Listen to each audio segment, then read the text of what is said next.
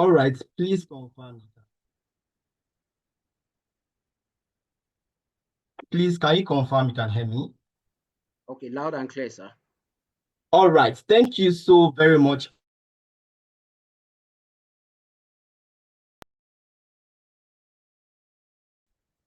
I want to say sorry for that interruption. Paul was trying to call me. I want to say good afternoon, good evening to everybody on the call, our distinguished guests, the elder joined the call, our senior colleagues, fellow engineers, students, and professionals joining us today. On behalf of the Resource Portal and Job Desk Committee of the branch, I warmly welcome you to this International Day of Education commemorative program, which also forms part of our RPG Professional Development Series. Thank you for choosing to spend your time with us here today. Today's conversation is titled Engineering Education versus Industry Reality. That is bridging the gap between the classroom and the workplace. This theme was not chosen for effect, just in case you are thinking that. It was chosen because it reflects a persistent, uncomfortable, and costly reality for students, graduates, employers, and for professions at large.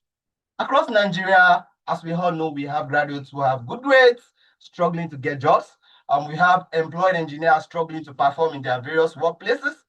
We have employers repeatedly saying these people are not just ready. We have the university insisting they are doing their part.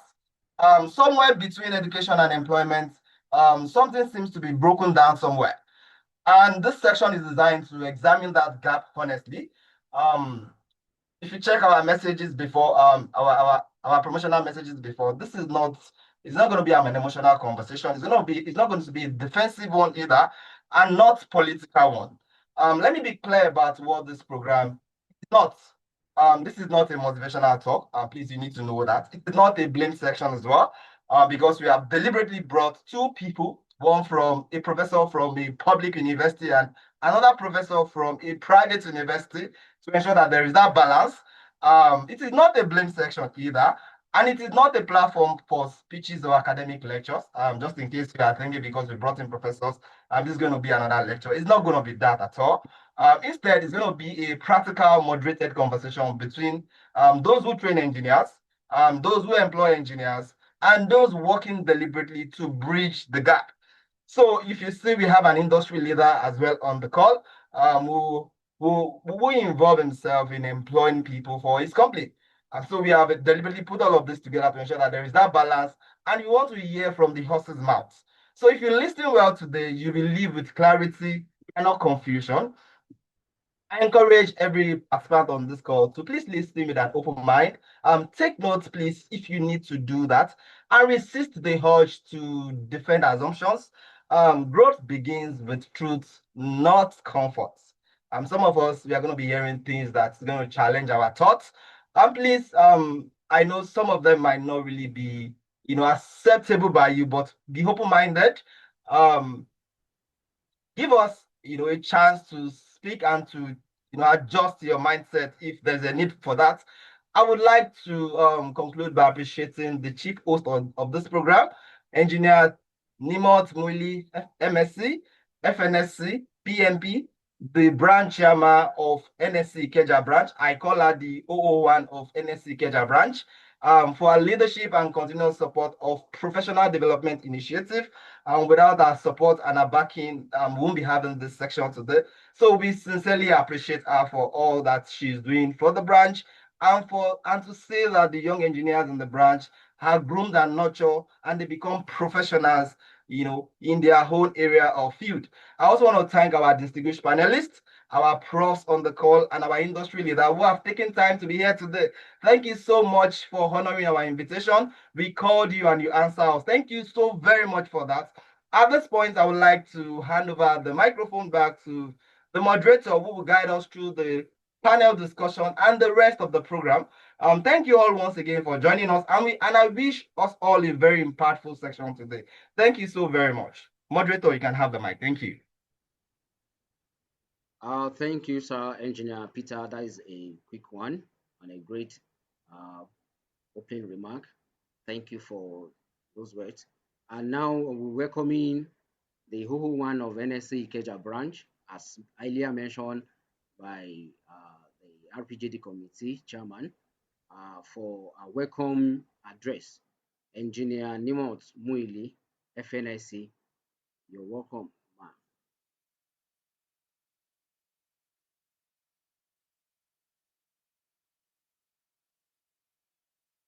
I hope she's on the call. I saw her on the call just now. Yes, she is. Ma, you are muted.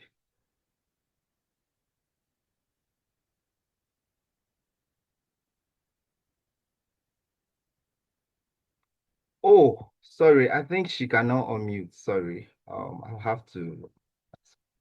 I I muted all participants. I think that was the yeah, speak.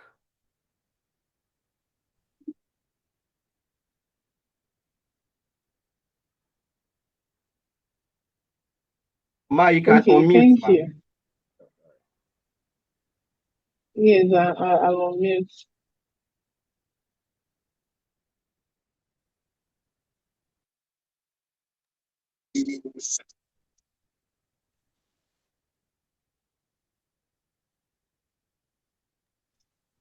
Can you hear me now? Yes, we Yes, we can hear can you, hear you. ma'am. Ma. Can go ahead, ma. Am I audible?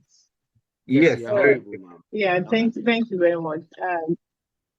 By distinguished mentors that are on the call, I especially acknowledge the Dean of Engineering from my alma mater, um, Professor Samson Adeosun. Thank you so very much, sir. I really appreciate your coming to listening to our call at all time, especially to enrich the young minds like me and some others that are on the call. I also want to thank the Dean of the Dean of College of Engineering, Professor Oluseyi Ajayi. Thank you very much, sir. Your attendance is really well appreciated, and I look forward to learning from you. And also another mentor,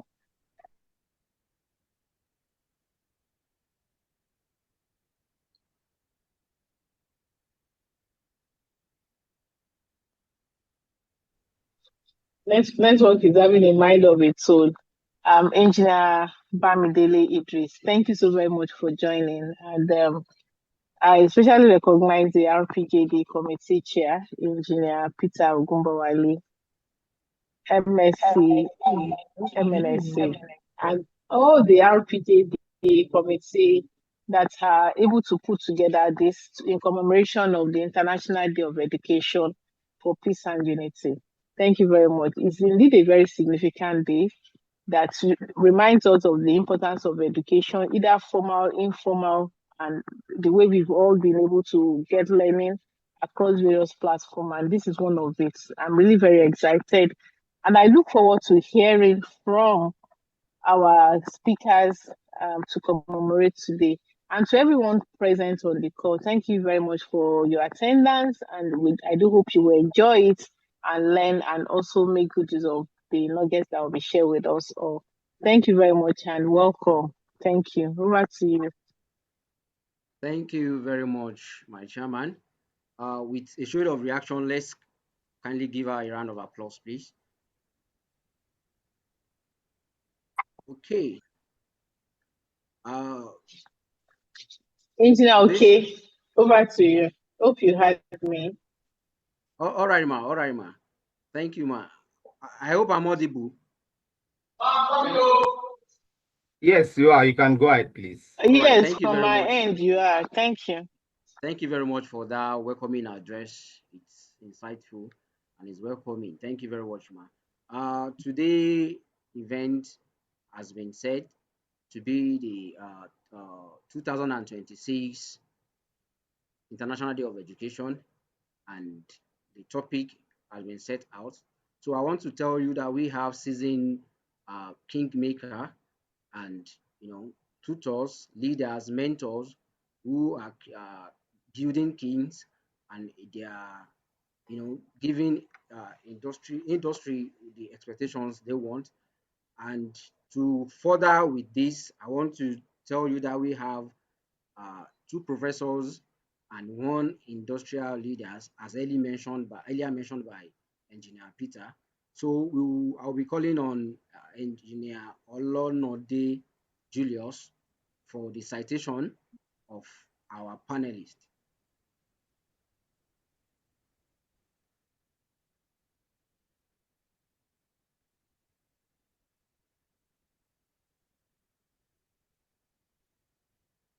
For us to launch into the panel section, Engineer Olonode Julius to take the citation of our panelists. Over to you, sir.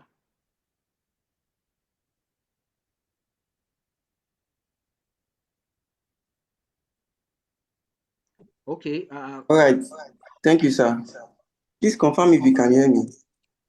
Yes, we can hear you loud and clear. Right. Thank you very much. Good afternoon.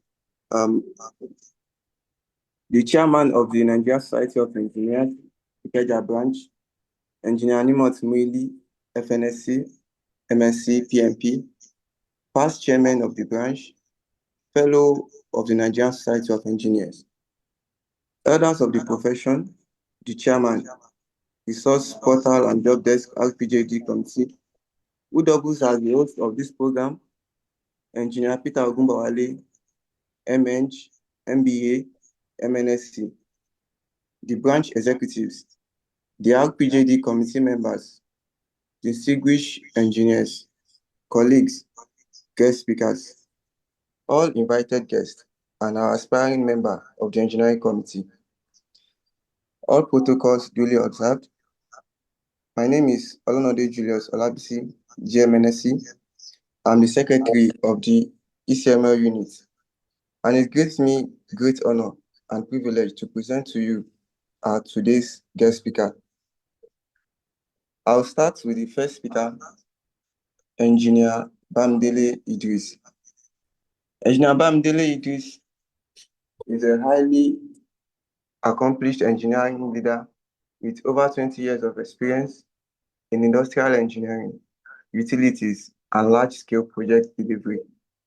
He currently practices engineering in Procter & Gamble in United Kingdom and has worked with leading multinational organizations, including Cadbury, Unilever, and AB InBev. Engineer Idris is widely recognized for his expertise in engineering, project management, and energy optimization. He is committed to bridging the gap between engineering education and industry expectation. Engineer Bamidele Idris MNSE is an engineering leader, as I've said. He is a former head, chairman, RPJD committee of the Nigerian Society of Engineers, Ikeja branch. Please, with a clapping ovation, please help us welcome our speaker, Engineer Bamidele Idris MNSE. You are most welcome, sir. Thank you very much. You are welcome, Yes. sir. Thank you very much, everybody, for the welcome. You're all appreciated. Thank you very much, sir. Distinguished audience, thank you so much. Permit me to move on to the next citation of our next speaker.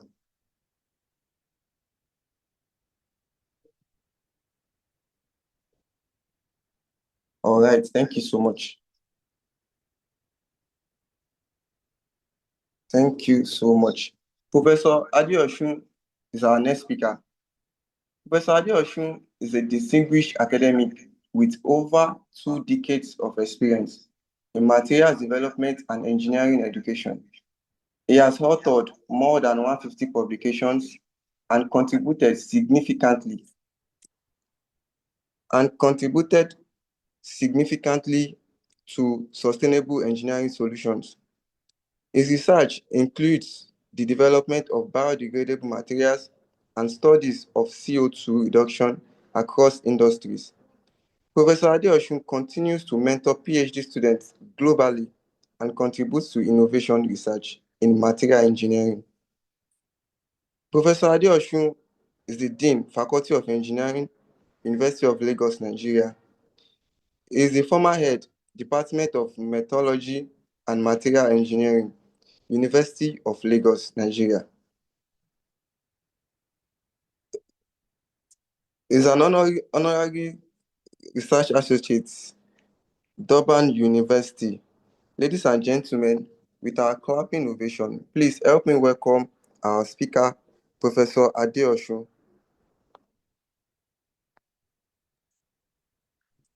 Please, we can do better. Please let us welcome our professor. Thank you thank you so much. Thank you so much.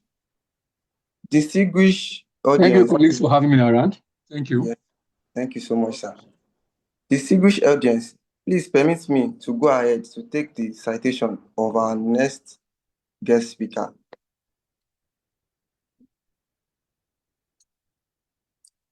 Please, can we have the citation? Thank you so much. All right.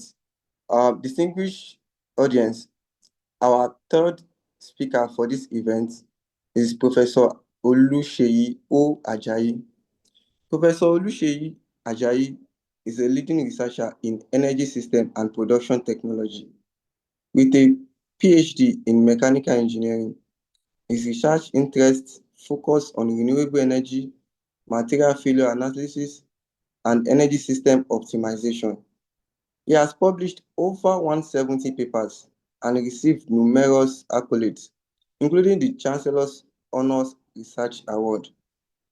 Professor Ajayi's work bridges academia and industry, making him a key voice in advancing energy system and production technology. Professor Oluseyi O. Ajayi is the Dean, College of Engineering, Covenant University, Nigeria. He also happens to be a professor of mechanical engineering, Covenant University, Nigeria. Ladies and gentlemen, please, with a clapping ovation, help me welcome Professor Oluseyi O. Ajayi. Please, let's keep it coming. Let's keep it coming. Thank you very much for having me. I'm excited to be here. Thank you so much, distinguished audience. Having read the citation, I want to warmly welcome all our speakers to this session. You have the floor, sirs. All right, thank you very much, Julius Olonode, for that wonderful citation reading out. Thank you very much. We can still keep the appreciation coming in. We can keep applauding our speakers as they are getting set for the panel section.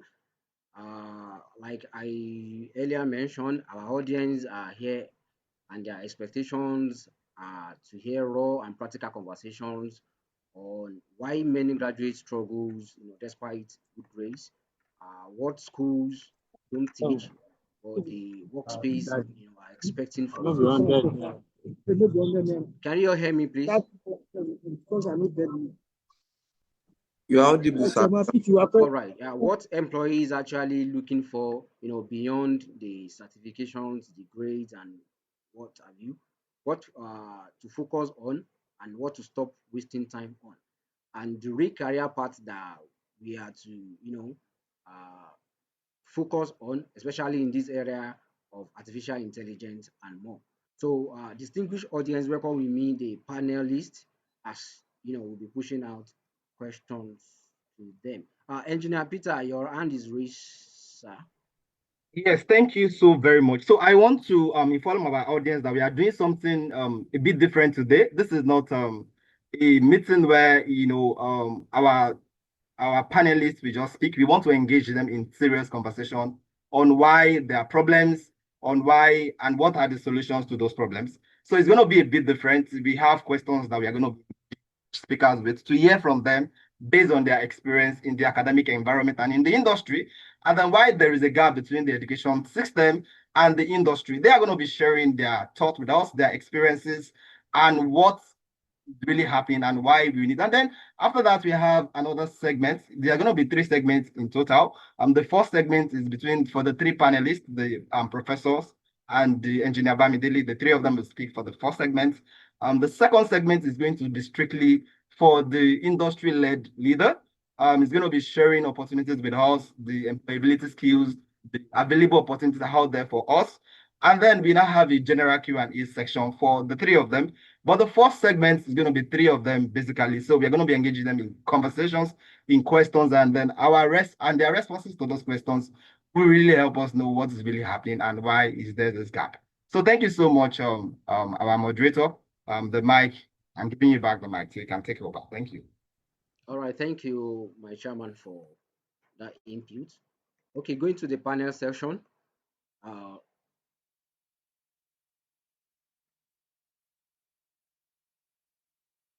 I will be speaking first to Professor Samson Adeosun, who is the Dean of Engineering, in University of Lagos, based on the topic engineering education versus the workspace reality or industrial reality. Sir, from your experience as a dean in public universities, sir, how would you describe the core objective of engineering education as delivered in Nigerian universities today? Thank you, the moderator. I hope you can hear me. Loud and clear, sir. Yes, Thank we you. can. Thank you for the opportunity to make this contribution. Our training style is to be able to train our students to fit into the employment market. So be able to handle projects that will touch positively on the life of the citizen. But the feedback we are getting is that our students they are being retrained to meet the current challenges where they work. And that's basically unfortunate. The new curriculum, the one tagged CC Mass, with input from current, is actually designed that right from the university, students are trained to be able to meet the challenges outside. They are given industry experience. In the past, when training are done within the university, during the 6 months COS, students will have opportunity to go to industries of their choice to acquire skills, practical skills that will align with the theory that they've been taking through while in school. Those theories, they will be able to see the applicability and the modification that exists that they've not been able to grab while in school. But when the system outside collapsed, industry were moving away. There was no longer places for these students to be able to have their internship or have their COS. Then it became very difficult for them to acquire the necessary practical skills that will be needed outside the university environment. I will recall that in the past, I had my own industrial attachment with the Ajayi State Company. And in the process, I was able to navigate through the blast furnace. The blast furnace is a very tall facility. And when that thing is working, you dare not go to the vicinity. There are some other equipment attached to the blast furnace that in textbooks, you will not get that mentioned. You won't read them. But on ground, they are present. And so I was able to see all these things. And that increased my understanding of the working of the blast furnace system. So these are things that these days we don't have the opportunity to get our students to know. But thank God for the new program that we mandated to run, that will involve people in the industry coming on board to teach with us. And those ones now we bring in the industry experience to mentor these students. And while mentoring them, not only in teaching them, but even in projects, that in supervision, we jointly supervise these students so that it will increase their skills before they leave the system. And aside that, now there are soft skills that students are being encouraged to engage in, to be able to develop their intellect to fit into the society. And these soft skills are being organized regularly by the faculty.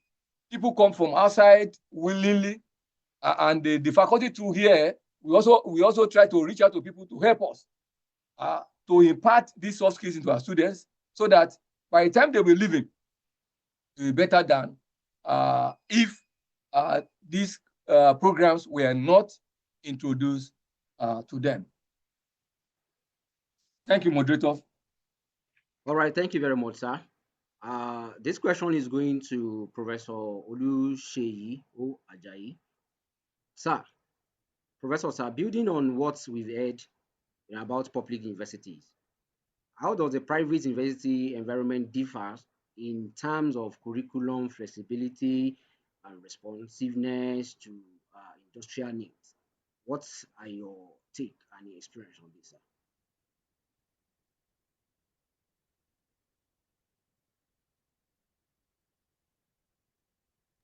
I hope I'm audible. Can you hear me? Can Yes, you hear I me can now? hear you, sir. Thank you very much. Well, the curriculum development in the private university is, the processes are slightly different from public universities. But in terms of content, the basic content is the same, because private universities and government university or public universities are all accredited by the Nigerian University Commission, NUC, and also COREN. Therefore, we have the minimum benchmark standards that we all go through. However, private universities, because of the challenges of industry and because of the modernization in the industry, private university tends to look at what is obtainable in the industry. And there is this partner, town and gown relationship between the university, private universities, and the industrial players. And because of that, you find that in our university, for example, Covenant University, we have what you call the industry board, where players in the industry form what you call the industry board, and they are responsible to interact with our curriculum.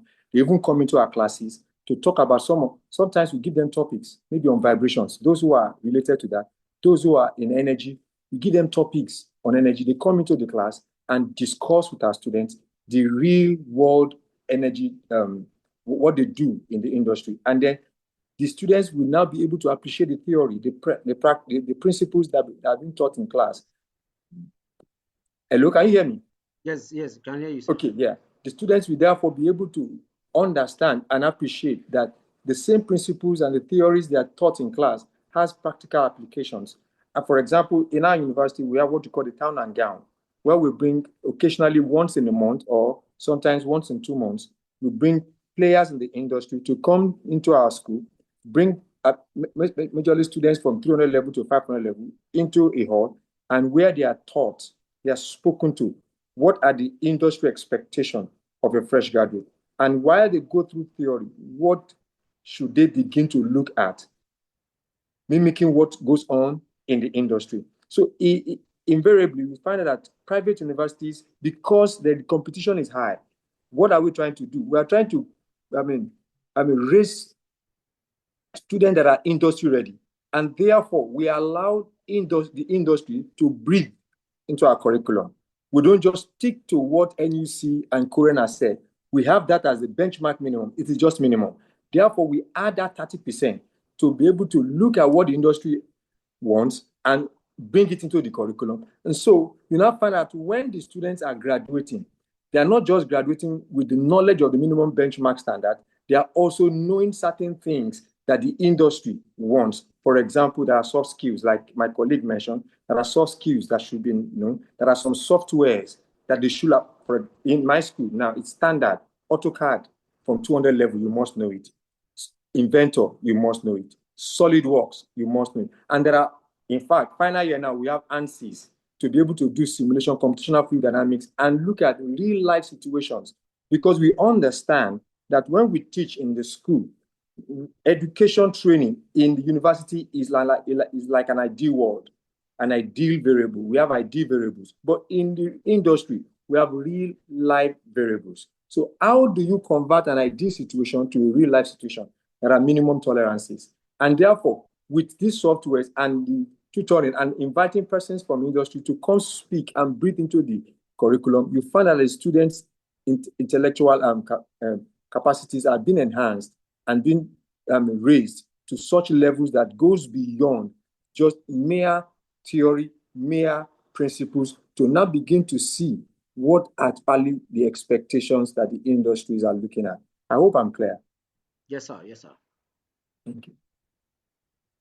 All right. Thank you very much, sir, for that great answer. Like I usually say, I said those who train engineers are kingmaker by duty and kings by influence. You know, for their classroom is the court where future industrial leaders are forged. And you know, we've already heard from the two, you know, great professors, their impacts and what the curriculum and effort they are putting in to make sure that the academic gap and the industrial gap is being merged. Thank you very much for those great answers, sir. Now, my third question is going to Engineer Idris Bamidele as an industrial expert. We've heard the academia, you know, their perspective from your industrial experience. How accurate are these explanations of why graduates struggles in workplace? How does it resonate with you? What are the things that can be done, you know, to match the gap if truly it's being felt, you know, in the industry as an industrial leader, sir? Yes, good afternoon, everybody. I want to appreciate you, moderator, for the good job you're doing. Engineer Okel, Matthew Oluseyi, well done so far.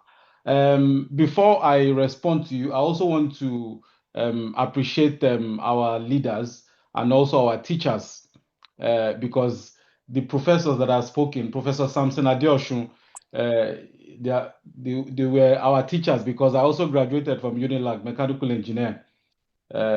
Also, Professor Oluseyi Ajayi, I want to appreciate you for teaching us. Thank you so much for all you have done. Engineer Nimot Muili, I also want to thank you. I remember you mentioned that I am a mentor. I'm also a mentee to you, Engineer Muili. I'm also a mentee to you. So I want to appreciate you. Then I also want to recognize Engineer Kule Adebajo. I see that he's also on the platform. It's a pleasure having you on this platform. So what Professor Samson Adeosun and Professor Oluseyi Ajayi have said, it's actually true based on what I passed through. When I was in University of Lagos, I recall that there was so much that I learned. I remember when late Professor Akindele was teaching us then in the engineering theater. I remember all the things that he used to say. I also remember Professor I think Ogunwolu, he taught us, I think he was in 100 level when he was teaching us about when he was teaching us maths then. A lot of things that we learned. And in the fourth year, 400 level, when everybody was going for internship then, I recall that there were some people that went into the banking industry for their internship. But some of us were lucky. We got slots in the manufacturing sector. But the truth of the matter is, and I want to be as brutally honest with a lot of the young engineers that are here. Engineering in school is not the same as engineering in real life. There are two different things. And the fact of the matter is that nobody prepares you for that shock. Nobody prepares you for that shock. In school, we're always taught, okay, to solve problems that already have answers. In the industry, you are paid to solve problems where nobody is even sure what the problem is. For instance, your drawings are incomplete, budgets are tight, time is short, people disagree, and you also have to deliver. Just 2-3 days ago, there was an incident where I work, and the incident was there was a staff that slipped in you call the place the belt rooms. That's where you produce beads. Somebody slipped and he actually twisted his ankle, and in a split second, ambulances came. Under 10 minutes, ambulance came into the factory and they wheeled the person out.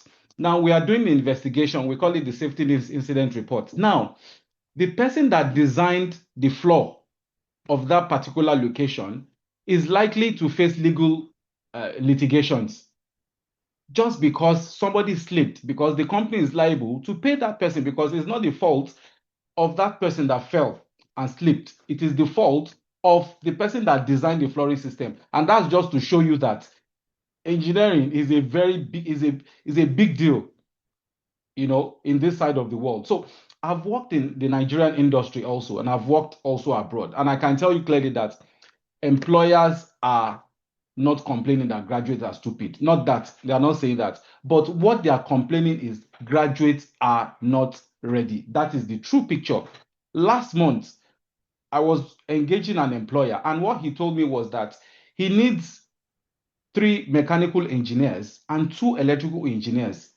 Just imagine, he has been searching for a competent person for 3 months. I am saying 3 months, and he has not been able to get it.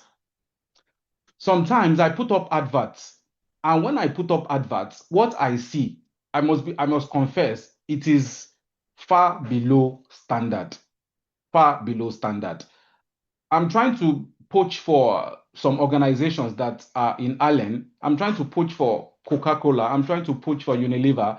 I'm trying to poach for so many industries, Cadbury. But the truth is that when we bring out adverts that, okay, we need people for this particular role, you get close to about 500 CVs just for one role. And out of that 500 CVs, by the time I put those CVs through ATS, even people amongst Nigerian Society of Engineers, I share it among, out of those 500 CVs, when I put it through ATS, to be candid, if I see 20 that is standard, then I'm very lucky. That is how bad it is in the industry now. It is extremely bad. So, first, poor workplace readiness. Many graduates don't know how to behave in a professional environment. Don't let us even go to professional environment. Let us even start from interview sessions. Let us even start from engaging people in the industry. Simple things like coming prepared, asking the right questions, managing time, or following safety instructions. All these things become problem. There's an engineering company that I recruited for like 4 or 5 months ago, and the person needed an operations manager, engineering operations manager. And I was engaging some of these, the people that I shortlisted. And after engaging them, I shortlisted 5 out of about 120 people. Only 5 were manageable, as in manageable. Just note that out of about 120 people. Now, the 5 people that came for the oral interview, the first person that came, because the MD was the one that was giving me feedback, the first person that came was wearing a rumpled shirt. When I say rumpled to the extreme. So immediately he came and introduced himself to the MD. The MD did not spend 5 minutes with him. He just said, okay, I'll get back to you once you are shortlisted. The second person came and was asking that, what is the job description of this role? So at the end of the day, the 5 people that came failed the interview. So we started again. As I'm speaking to you, we've been on this for the past 5 months. We've not gotten the right candidates. And this is, I said it is really bad. And that is why I want to plead with Professor Samson, Adeosun, Professor Oluseyi Ajayi. You need to help us also. We can collaborate. And you said there's already a collaboration channel, but I think we can do more in terms of collaborating and trying to make students know a lot of things that happens in the industry. Now, there's a particular lady that was she's a first class mechanical engineer from Covenant University. This was like 4 years ago, 5 years ago. She came to intern when I was with Coke. She came to intern. She very brilliant, and I recall that I was taking her around to show her equipment. She was quite enthusiastic to know about things. For instance, I was introducing her to air handling unit. She hasn't seen it before. So I took her inside. I showed her all the dynamics, all these things, how it works. So she started to, because of her, I think because of her thermodynamics background, while she was in school, she tried to juxtapose thermodynamics with what she was seeing online. So she was curious. So it is not only to, Yorubas will say that even if they teach you at home, you also need to teach yourself. So it is not just about getting that knowledge in school. You also have to put your own personal effort into learning most of these things. So nobody cares about you having A in thermodynamics in the industry. You might have the best grade, you might have complete 5.5 GP in school, but if you come to the industry and you're not able to document yourself, you're not able to package yourself, then nobody would know what you are capable of. You may do a brilliant job, but if you cannot explain it in a report, an email, or a simple drawing, the business cannot rely on you. So engineering is not just doing the work, it is proving the work. So before finally initiatives, a lot of times I don't know, maybe it has to do with culture, the way culture is eroding, or technological advances. I think many young engineers, they wait to be told everything. That is another observation. Now, mentees program started, and I know that there are some people that were attached to mentors. You are not expecting somebody that is mentoring you to spoon feed you like a baby. You need to read ahead, you need to research ahead. So you don't ask questions until there's a problem. You need to preempt, and that is why initiatives also it matters in the industry. So industry does not expect you to know everything, no, but it expects you to try. So moderator, I'll end here, and if there are other questions, I'll answer. Thank you very much. Thank you very much, sir. That was a great answer there. It's actually bridging the gaps. We've heard from the two professors from our institutions, one from the public institution and the other from the private, why the industrial leader is giving to us and dishing out to us what the expectations of the industry is really are, and how engineering graduates are not ready, to take the opportunity, and difficulties they are saying why checking in for, experts, or, uh, recent graduates who could fill some positions and all. So my third question is, this question is going to Professor Samson or Adeosun. Apologies, sir. From what the industrial experts have said, many students believe university are meant to fully prepare them, for workplace. So from your experience and your institutional standpoint, how accurate is that belief, and what are the things that can be, curated or actually put into the curriculum to help students with the expectation of the industrial leaders? I can see your hand up, sir, and Professor Samson Adeosun.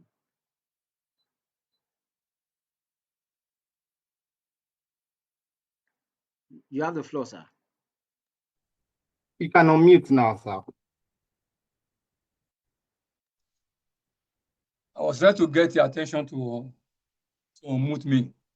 Oh, okay. Yes. The question is that is it true whether the thought of our students that the training we give them is sufficient to make them ready for the industry? I wouldn't agree with that they have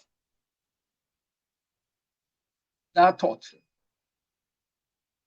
because the industries that we used to rely on in the country, like I mentioned earlier, a lot of them have relocated because the economy is not sustaining them, especially power failure. So even on campus, you have power failure. And that means you ask a student to go to the lab to try to simulate what they've been taught in the class. A lot of time, the power supply will not allow them to do that. Like in my teaching, for instance, I do try to establish the practical significance of the theory I'm giving to them. I will ask them, go to the lab, do this experiment to verify and establish the law that we have just taught in the class. When that is carried out, of course, in some years back, they will do the experiment. And in fact, we even use that as part of the CA, part of the continuous assessment. It's just to get them interested and to know that, okay, what they are being taken through in the class has a practical significance if they are well, grounded in that theory. So they know now that the training we are giving them will not sustain them meeting the industry needs. And that's why quite a large number of them too, they've been encouraged to register for online courses, computer application courses. Some of them, apart from the alumni of the faculty, organizing these days soft skill training. They also go on their own for 3 months, 6 month training in the evenings to acquire more skills that will help them to be able to relate the industry, the theory in the class with the industry demand. Not too long ago, the industry advisory board of the Faculty of Engineering, with the assistance of engineer Omolade, carried out an HSC training, that is health, safety and environment training for our students.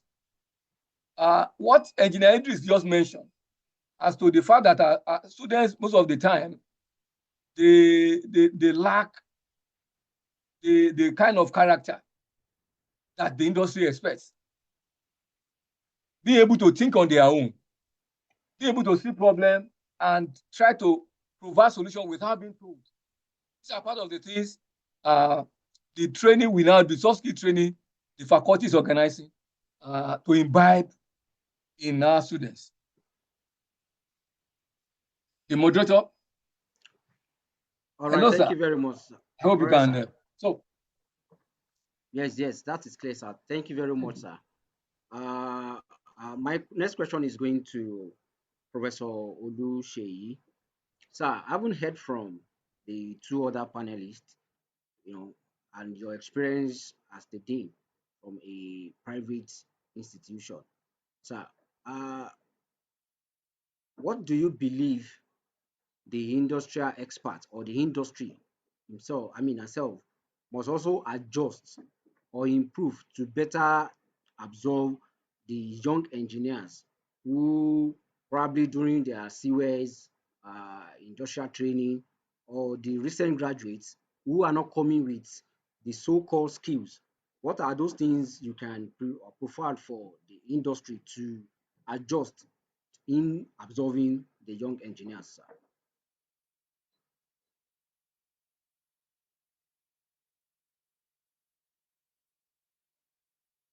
Professor Oluseyi, sir. Okay. Am I unmuted? Yeah, right. Good. Can you hear me now? Yes, sir. Yes, sir. Thank you very much for this question. You see, when we think about our education system in Nigeria, especially engineering education in our university, I want to ask, just like the question you asked, and let me bring it to the one you are asking, how sufficient is what we teach in the class? How sufficient is it to prepare the our graduates for the industry. Let me tell you the truth and the whole truth, because I've interacted with curriculum in Nigeria and also in the US. And I want to sincerely say that our education system is the best, one of the best in the world. Our undergraduate education is one of the best. I repeat, it is one of the best in the world. It is broad-based. The theory that our students need to excel are already taught. The principles they need are already taught. They have a broad-based engineering education that they could fly with anywhere in the world. And that's why you find a third-class graduate from University of Lagos, from Covenant University, a second-class upper graduate from University of Lagos, OAU, Covenant University, going to the US, going to the UK, and topping the classes. A student of mine called me in 2023. She left our department, mechanical engineering, with a first class. And right on LinkedIn, she was just celebrating herself, and a supervisor, a professor from the US, sent her a fully funded scholarship to come do her PhD.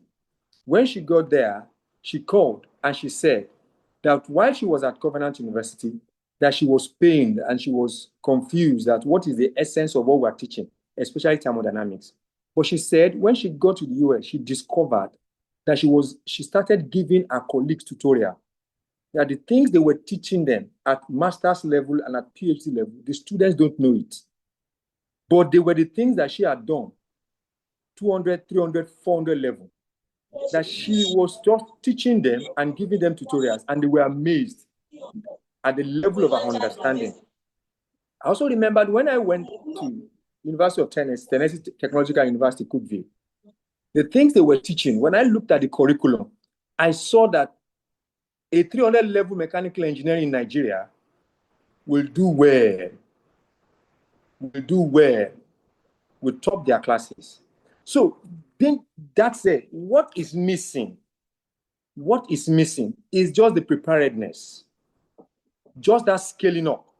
You see, today's industry in Nigeria are not helping matter. The Nigerian industry are leaving the academia to do their thing. Do your thing, graduate. They are no longer interested. In those days, back in those days, those are leaders who are maybe on the platform can bear witness that almost every company have what you call training school. So when fresh graduates come, first 3 months, they are taken to the training school. They are paid part of the salaries, not the full salary. After 3 months, when they are found successful, then they will be fully enrolled as an employee, full-fledged employee. But today, most of the companies do not have training schools anymore. And that means everybody is now relying on the university to train. The university will build in the students the principles and the theory, but no university will be able to teach the industry environmental practice. Curiosity is one of it. The industry partner, the industry colleague said it. Curiosity is one. And that's one of the things at Covenant University we try to push into our students. What about the ability to think outside the box? Those are soft skills. The willingness to work in a team, interpersonal skills, the ability to locate problems and develop solutions to them. These are skills that each student must develop. And you will now find that in the US, there's something, there are 4 semesters or 4 terms. You have the fall, you have the spring, you have the summer, and all of those semesters. And every holiday, students don't go home. Only few of them go home. The industry are willing to take interns. And so you find that every time there is a break, they are, especially the summer breaks, between May and July, August, they are from Tennessee, you find them in New York, from Tennessee, you find them in Maryland, you find them everywhere scattered, earning money, learning industry lifestyle. But in Nigeria, even for students to get placement for IT, it is difficult. I do assist as a lecturer to call former students, please, where you are working, are there opportunities? So the industry is abandoning the university. Today, there is no strong industry academia collaboration, and that must be. The industries must be willing to open their doors to interns. They must always be willing. When 20 persons come just for industrial training, you find out that a company will just say, we are not interested. oh, we have recruited.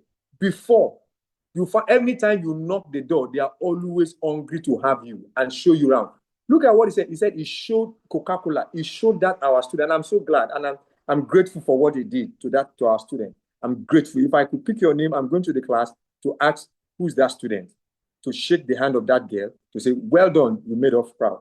You see, he showed her around, and she was able to connect thermodynamics with what she's learning. Boilers is thermodynamics, but the principle of thermodynamics will be taught as an ideal situation. But when you see boilers in real practice, a boiler has more than thermodynamics. There is the hardware. There is thermodynamics. What about the hardware? What about the control system? So it's a lot more than simple mechanical engineering. Other principles have interacted with thermodynamics to form what you call a boiler. And it takes industrial practice, industrial training. So the industries should be open. They should be willing to open their doors to accommodate our students. The softwares that are used in the industry may not be such that will be taught in the classrooms. However, those softwares were built based on first principle engineering knowledge. Look at ANSYS, for instance. There is no way you do computational fluid dynamics that you can do just in 10 minutes or 5 minutes, and you analyze complex situations. But ANSYS is based on numerical systems, numerical solution. Whereas in the university, we teach them numerical methods. They know how to handle longitude, they know how to handle Laplace, they know how to, they can do it from first principle. But when you go abroad, they don't teach them those ones. They don't go into the class and teach them from first principle anymore. They only introduce them to those softwares. Because when they get it straight to the industry, it is those softwares they'll be using. Now we are in the realm of AI. Even our policies have not yet, in the university, have not yet fully embraced AI. In my school now, we're already developing a policy on AI. When I go to class and I give them assignments, I tell them, use AI. Use AI. And I even give them some prompts on what to do. However, I will tell them, when you use AI, this is what I expect you to do. When I give them projects, final year projects, I tell them, use it. I remember I was taking my students, even though it's thermodynamics, we were working on refrigeration using nanoparticles from pineapple to enhance cooling. When we now looked at, okay, we have seen that the work is good. However, what is the science or the principle behind this work? We went into the material analysis and we used XRD. The students could not interpret it. Oh, wonderful. After teaching him one or two things, then I said, wait, there are better ways to learn this. I can't stay to teach you everything. Now, upload this image into AI. It will analyze it to you. You could see I showed him what to do, and then AI interpreted it, and I told him, okay, this is what you need, this is what you need. So sometimes when we do all this, the industries too should be ready to open their doors to accommodate our students. What we do in the classroom, we will teach the hard skills, but the soft skills are better learned during IT internships, 200 level internships. I mean, every holiday, industry should be willing to say, when you have your 6 weeks holiday, you have your 2 months holiday, you have your 3 months holiday, you can always come. There, they will learn the soft skills before they graduate and they'll be ready. Thank you very much. Thank you very much, sir, for that great answer and you taking your time to explicitly explain, give a response to the question. Thank you very much, sir. My next question is going to Engineer Idris. He's an industrial expert. And Engineer Idris, sir, you've heard our head of faculties, speaking to how they are preparing the students and how what the expectation of the industry, as per what they're expecting from recent graduates and what the industry is supposed to be even giving them in a way. Now, the question to you now is, if you could give students themselves 3 priorities to be focused on before graduation, what would those 3 priorities be so that it will prepare them ready for the industry ahead of them? Thank you very much, my wonderful moderator. Thank you very much, Professor Oluseyi Ajayi and Professor Samson Adeosun for your inputs. And I like what, I appreciate what Jonathan Ajiboye is saying also on the chat platform. Now, concerning what Professor Samson Adeosun said, in terms of the challenges, to be candid, it is a big issue what the universities and the educational institutions are facing now. They are facing a hell of a problem. Now, for instance, what just happened at your end now, probably electricity just went off. That was why you removed this video now. I can understand, I can relate. Also, I know that Unilag, when I was there, if anything like electricity goes off, everybody will be, it is strange. It was strange to us then.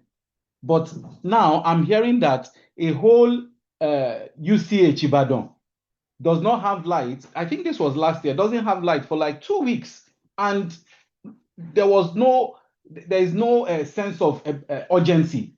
So I know that institutionally they are facing a whole lot of problem. I see that that's why ASU is striking, and a whole lot of challenges that are facing the educational institutions. Also, if I also look at the manufacturing industry, also manufacturing industries also face their own challenges. So to an extent, I agree with what Professor Oluseyi Ajayi said in terms of the Nigerian institution is one of the best. Really, I can confidently say that Nigerian graduates, especially the ones that are serious, that's the clause I'm putting there, the ones that know what they are doing, they are excelling all over the world. There is a particular bridge close to me in London here that it is a Nigerian that designed the bridge system and the tunnel system. Nigerians are doing fantastically well. One of the richest men that owns an airport and consortium here is a Nigerian. They are doing very well. A Nigerian is almost getting to be the Prime Minister of United Kingdom. Nigerians are doing fantastically well. And it is the lecturers here, the professors in Nigerian universities that have taught them. And that says a lot. So I agree to that extent. But the little area that I will disagree has to do with industries in Nigeria not doing enough. The same challenges that are being faced by educational institutions are also the same challenges that are being faced by manufacturing institutions. Now, there's a proverb. I want to plead with the elders that please allow me to speak this proverb.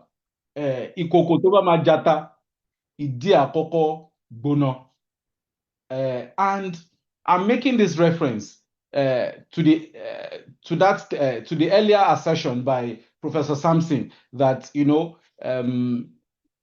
are challenges. But if you look at it, the economy is difficult. Power supply is poor. Funding is limited. Teaching conditions are not ideal. But I want to state this clearly. For the few years that I've spent in manufacturing, industry will never lower its standard because the economy is bad. That I want us, the young engineers, to know. Whatever challenge you might face, nobody in the industry will lower its standard for you. Now, where I also disagree with Professor Oluseyi Ajayi has to do with industries. I recall I worked with Cadbury, and I worked with Unilever, I worked with Cadbury, I worked with AB InBev, I worked with Coca-Cola. When I worked with these organizations, and when I was the chairman of RPJD committee in MNSE Ikeja, we organized job fairs. I recall the manufacturing director of Unilever was also in that job fair. I recall that I spoke with the then Minister of Education, Professor Ezekwesili, and what challenge they were having was that, let me just give you a practical instance. Cadbury, 2 years ago, they needed interns. I reached out to some members of the MNSE Ikeja. Okay, we need interns. We need 10 interns. I sent those 10 interns. And I told the HR that I have 10 people that are coming from so school. They are coming to meet you. Please attend to them. Do you know that out of these 10 people that went for the internship, 4 of them, one said, I don't have transport money. The second, he said, I forgot to. The third said, how will I do it? The third was even asking me for transport fare to go for an internship interview. So out of the 10 people that are asked to go for that interview, only 4 made it. That is practical. Now, in the job fair that we held in MNSE Ikeja years back, we invited a lot of industries right there in the premises of MNSE Ikeja. They were interviewing people.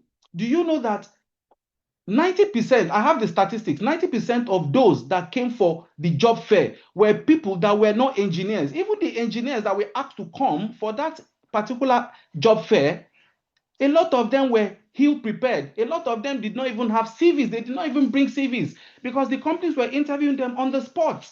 And I was shocked. How can you know you're coming for a job fair? You've been asked that bring your CV. Some will bring a CV that even a primary school student cannot read. A lot of typo errors. And these are practical things that we've observed. For instance, Coke, they needed interns last year, and they got across to me. I now told some people that, see, we need interns. You need to do this, you need to do that. You can imagine the absurd excuses that I normally get.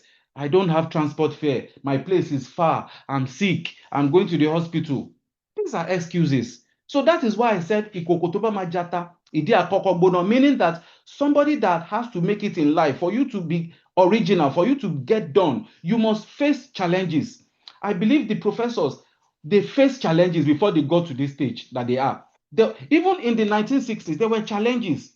So also there will be challenges now. And this is part of the process of being somebody like our leaders that are here. For instance, in the industry, machines will break down. People will get injured, just like I made a reference to 2 days ago. Production targets will still exist, and these are always challenges. There is no perfect system. In America, in Europe, in UK, anywhere in the world, there is no perfect system. Businesses will still expect engineers to deliver, irrespective of those challenges. And most of the successful people in the world, if you find out what they faced, you will see that they have faced challenges. The person that developed the Dyson system, that's the vacuum system, that person, before that person's patent was approved, and before the person finally is one of the richest guys in UK, he had close to over 100 failures in terms of the design before he finally got, it was his wife that was sponsoring him because he was out of job. So there will always be challenges. And my advice for young engineers is that don't wait for perfect conditions. I recall that Professor Samson Adeosun was mentioning that, see, students need to go online. You need to do personal research. Not everything that is taught in class means that, okay, that is the end of the world. So we need to work with power outages. Okay, there's no light. You don't have light to do this. Why don't you look for ways? When we were in school, I remember I went to Federal Polytechnic Laro. When I went to Federal Polytechnic Laro, fine, there was really power outage then. But sometimes it's Gary I will take to school. But I needed to learn something. What will I do? We were holding spoons inside our pocket that time. And we knew that, okay, we needed to survive. I don't have food. How will I survive? And I need to read. I'll be holding spoon. I'll go and greet one of my old friends that I've not seen, that I know that will cook beans. You know, beans, we'll say, oh God. That's how we call beans that time. We'll put spoon in our pocket. My friend, how far now? How you there now? That is your thinking out of the box. How you there now? We'll start eating beans. We know the time is cooking beans, so you know you don't have food, though. And that is what made us strong. You need to think out of the box. We are out of school.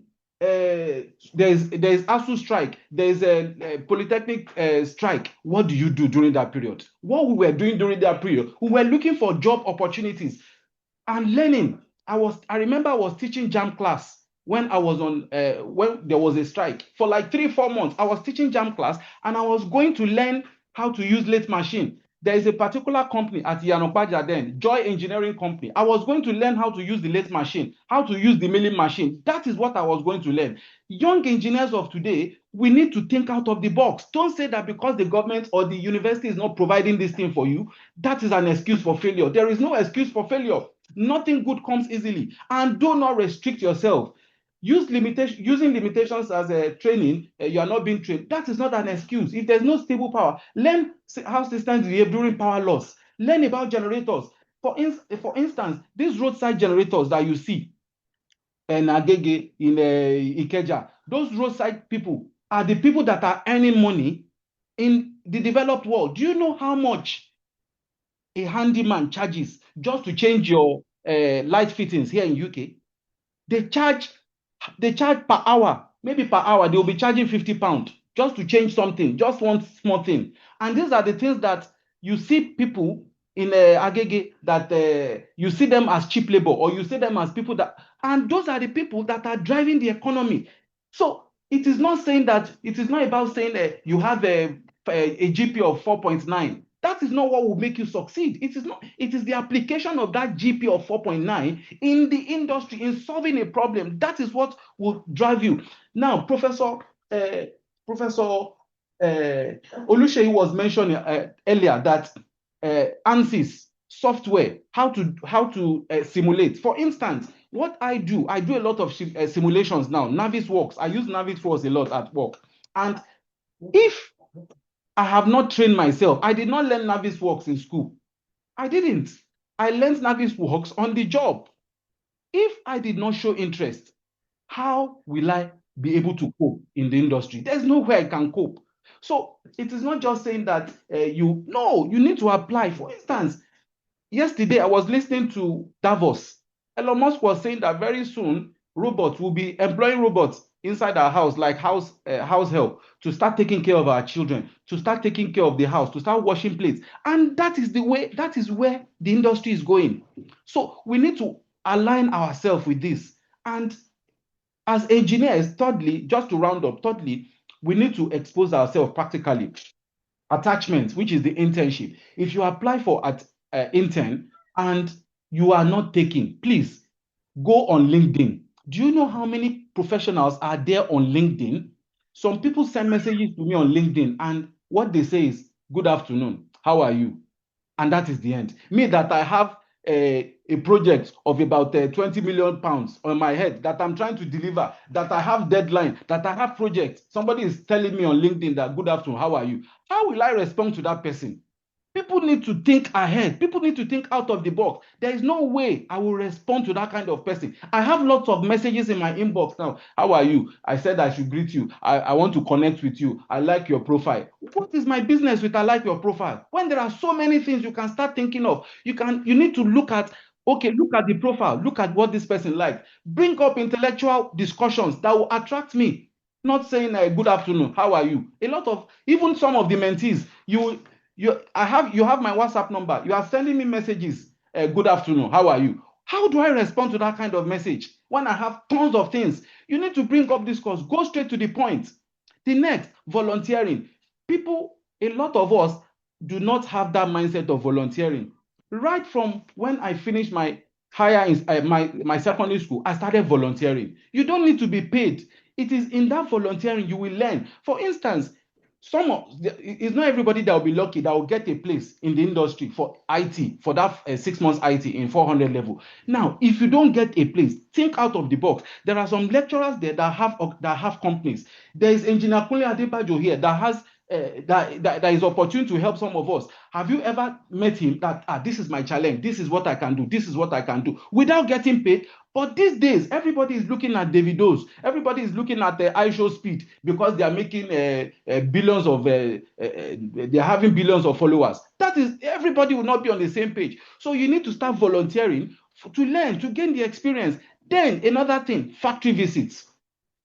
We have a lot of engineers in different factories. When I was in Shell Petroleum, it was through a friend I did my industrial attachment with Shell Petroleum. I did my industrial attachment with Shell Petroleum. We used to call them Shell Petroleum Development Company, Freeman House in Lagos. I did my attachment with Shell Petroleum, also in Port Harcourt. I was going to the field. It was through a friend. I did not apply.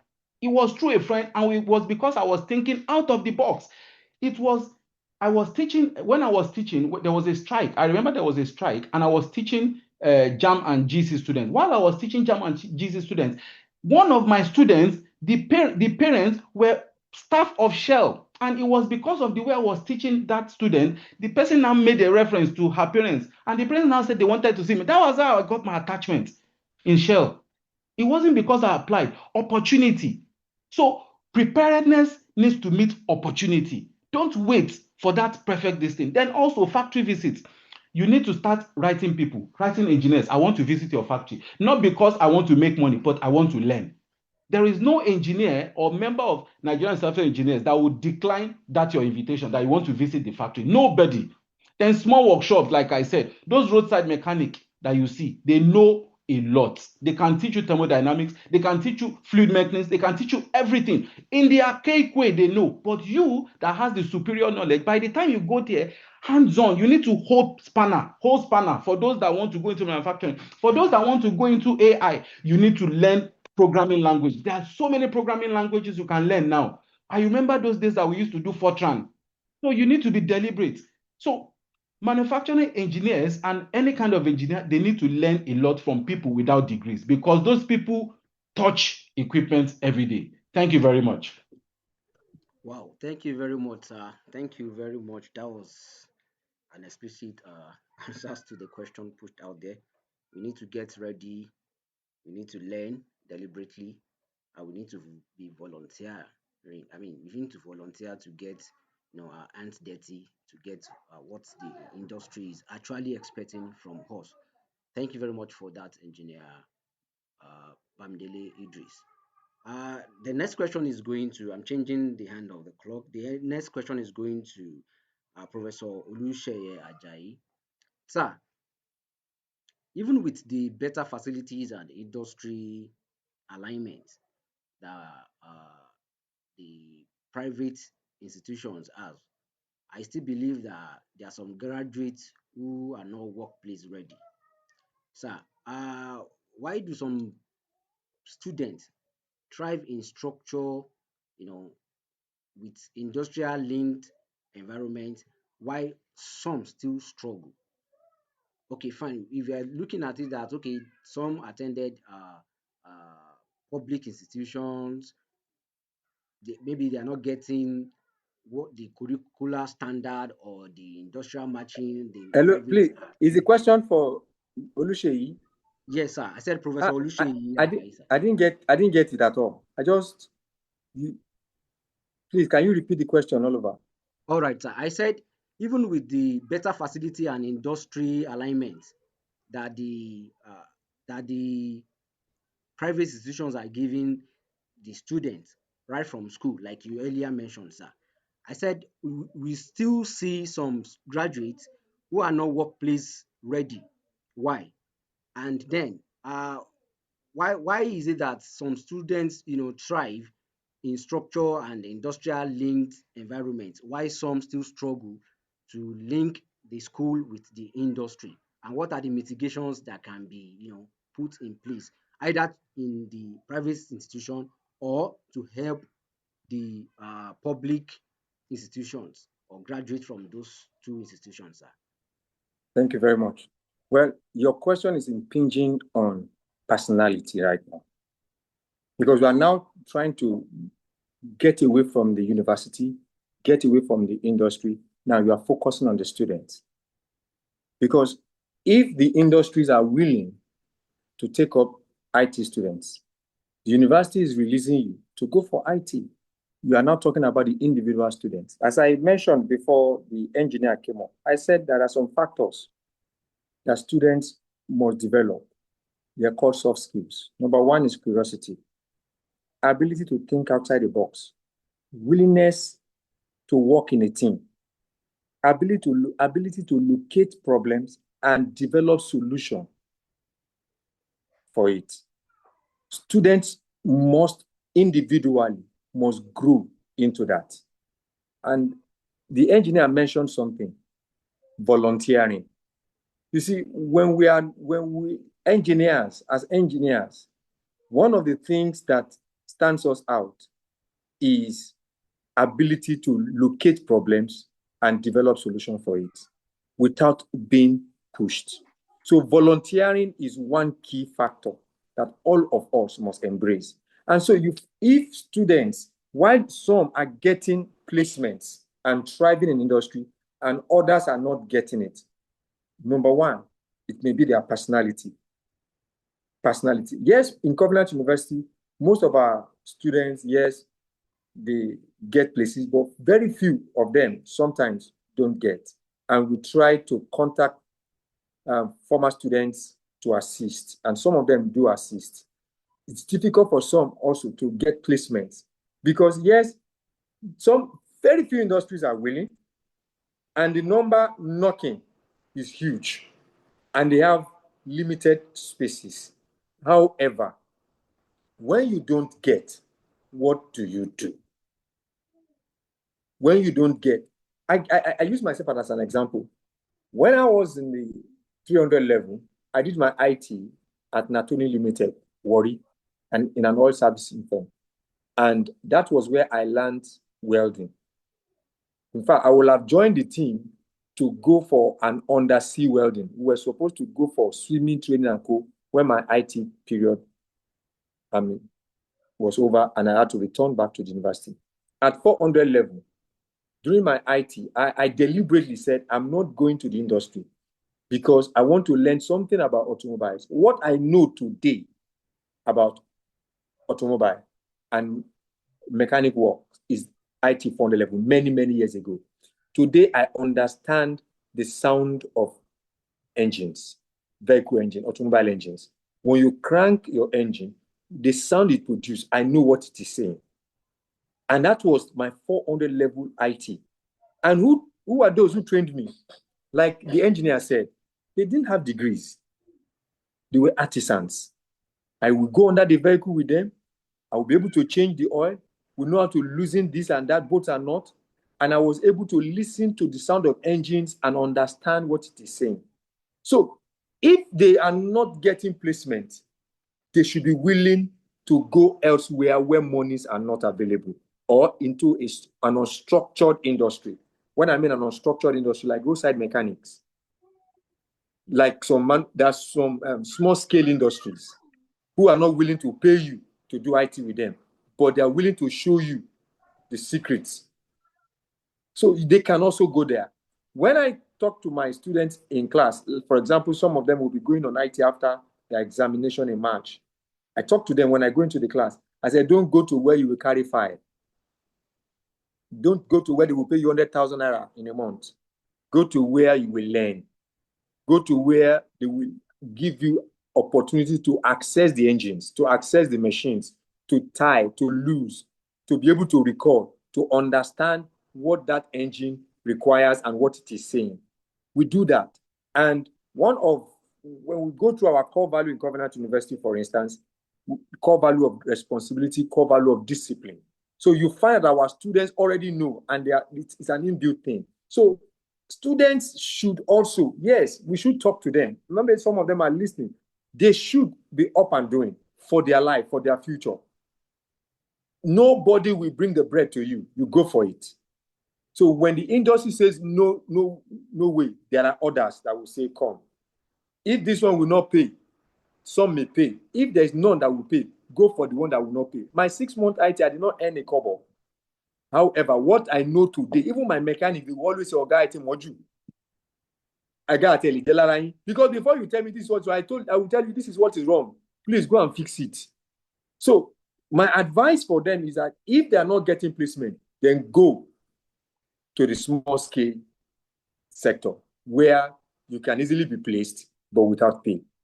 Thank you. Thank you very much, sir. And that's a good advice to the student, the recent graduates, especially those who are even going for on IT. Get your hands dirty. Get your hands dirty. Thank you very much for those words and the swift response to the question, sir. The next question I have here is going to Professor Samson Adeosun, sir. Sir, what are the biggest structural or regulatory constraints that the public institutions are facing that the people outside world, the academia, are not seeing, they do not understand, and that's quite probably affecting the gap or creating more gap between the engineering education and the industrial readiness or industry expectations, sir? Thank you, moderator. I hope you can hear me. Yes, loud and clear, sir. Thank you. Now, funding is a big problem for our engineering programs. The equipment that were used over 50 years ago in training of engineers are still what we are managing to use today. They are obsolete, very obsolete, not even addressing a lot of the new things that are on board now. So that's also impinging on the training on the quality of training we are giving to the students. Most of the machines used today, they are automated, but then the one we use in training them, they are analog. That most often we struggle to keep them working. The industry, we need them to assist us in training these students to meet their own needs. They could give us a lab. If they give us a lab, equip that lab, we use it to train students that will fit into their system. And then that will increase our relationship. They could also give us challenges that they are having, making us to work on those challenges to provide solutions to them. And in the process, our students will benefit because as teachers, we are still going to use the students to do all these jobs. And when the solution comes, the solution will benefit the industry. It will increase their products and the value of the products that they are dealing with. And once this happens, town and gown will definitely benefit.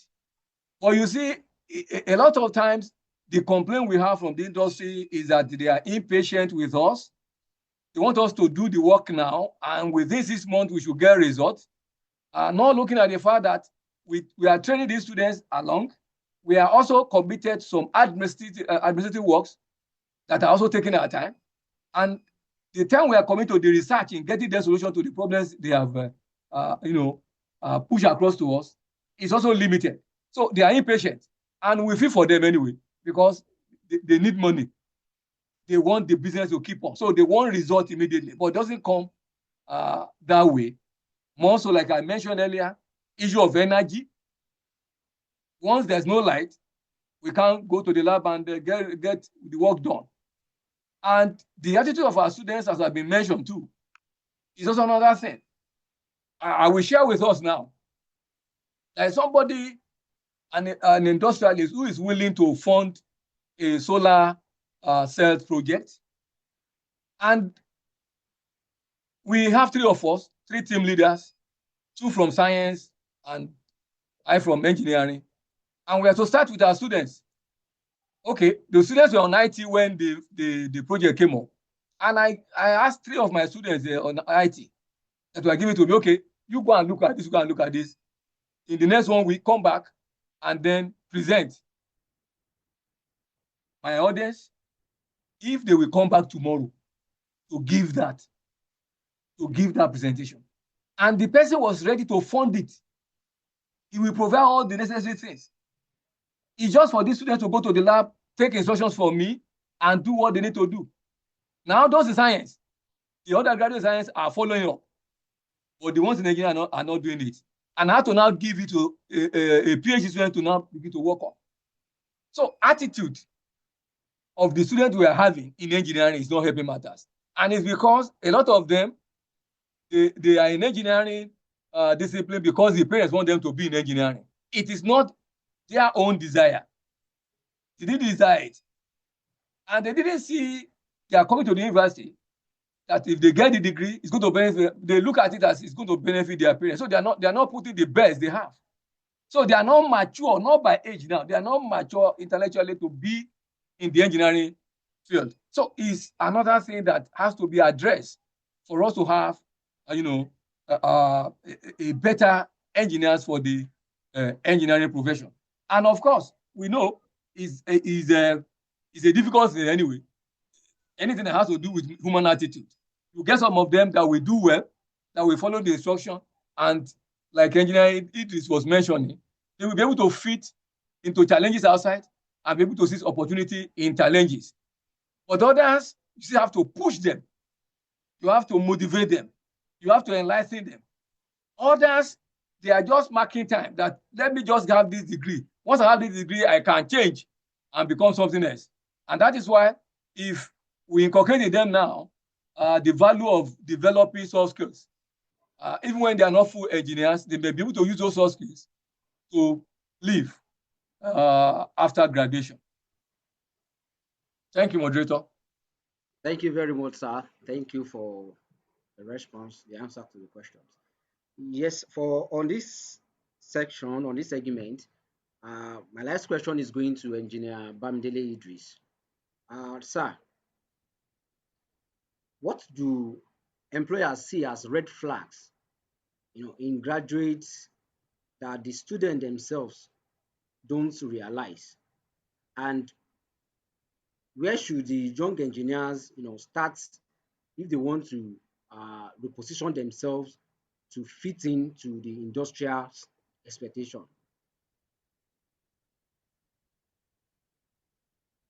Yes, thank you very much, moderator.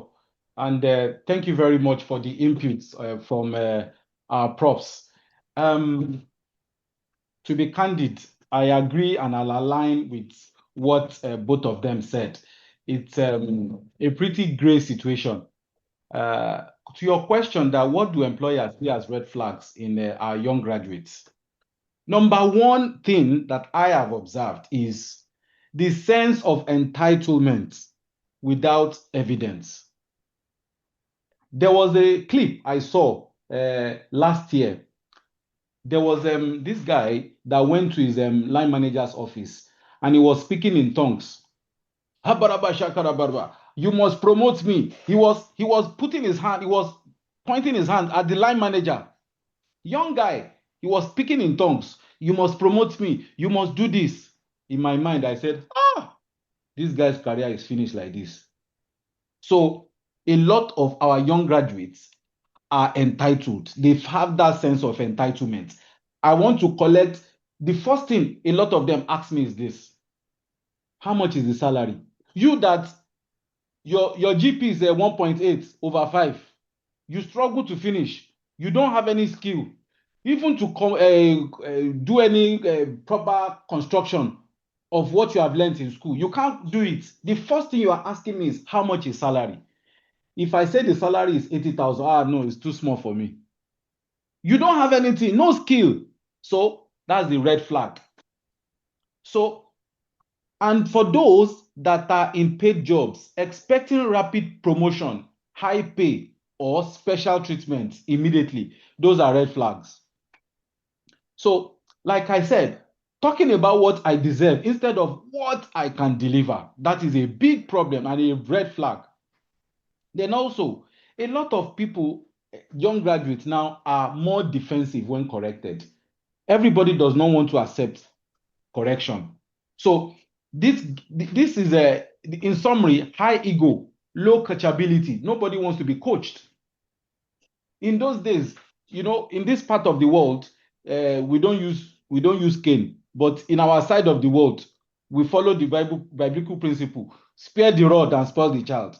So even as people that are undergraduates, Yorubas will say, "Oh, koja ibawi." Oh, koja ibawi. Irrespective of your cadre, you should be ready to learn. You should be coachable. Then also poor attitude to basic tasks. There are basic tasks like, okay, just do a 5S in your workstation. Just 5S in your workstation is a big problem. Then another thing is, some people feel that there are some routines or tasks that they feel that this task is below me. I can't do this. Why? Because I'm a BSc graduate. I have masters in. I have masters. Don't you know where I schooled? I have masters in this part of the world. There, do you know that somebody that did not go to university Somebody that did not pass through the 4 walls of school will be your line manager. You that you are PhD holder. Why? Because that person passed through the apprenticeship system. And that person has been an apprentice he did apprentice straight from secondary school. He went into apprenticeship. He did apprenticeship for 8 years. While you are in higher institution, that person has been going through apprenticeship. While you are doing your master's, the person is already getting a managerial position. Now, you came from school without having a skill. By the time in this part of the world, by the time you enter into the industry, that person will be your line manager. So having that attitude that, no, I have master's, and you, what do you have? No, there is no task that should be below you. It is a red flag. Then showing boredom or resistance to foundational work, that should also be curbed. So if you cannot handle small responsibilities well, you cannot be trusted with bigger ones. That is it's as basic as that. When I was doing my apprenticeship with that engineering company at Yanopaja, they'll be sending me to go and buy bread and beans, going in that market at Yanopaja. I'll go and buy going. If I don't see going, I'll go and buy eba shile meji eronun or kolobe. We'll go and buy kolobe that time. I was feeling that I was educated, but I was being sent messages up and down, and that's what my Igbo brothers will call freedom. You must pass through that. That rigor, and that's why I keep on hammering for young engineers that ikokotoba majata. For you to be successful in life, you have to pass through that. You must pass through those challenges. For gold to be made at the end of the day, for gold to shine, it has to pass through fire. Then also, weak communication. That's another red flag. For instance, inability to explain what you have done. Okay, I give you this amount. Ensure that this amount you use it to do this. You need to do this. You need to do that. You need to do this. You cannot explain. You cannot show a proper budget. How did you do it? What was it? No proper communication. What was the outcome? And you expect people to give you more tasks. It's not possible. Then poor email structure. You have been asked. I share adverts. Okay, please, can you apply for this particular role? This is the person. This is the person. And now I get emails. There was a time I was putting it on the MNSE interactive platform in terms of the way people send their email. You will see an email that an engineer with master holder, MNSE production engineer sent for application of a job, and you will cry and you will weep. Unclear, no punctuation, no rambling answers.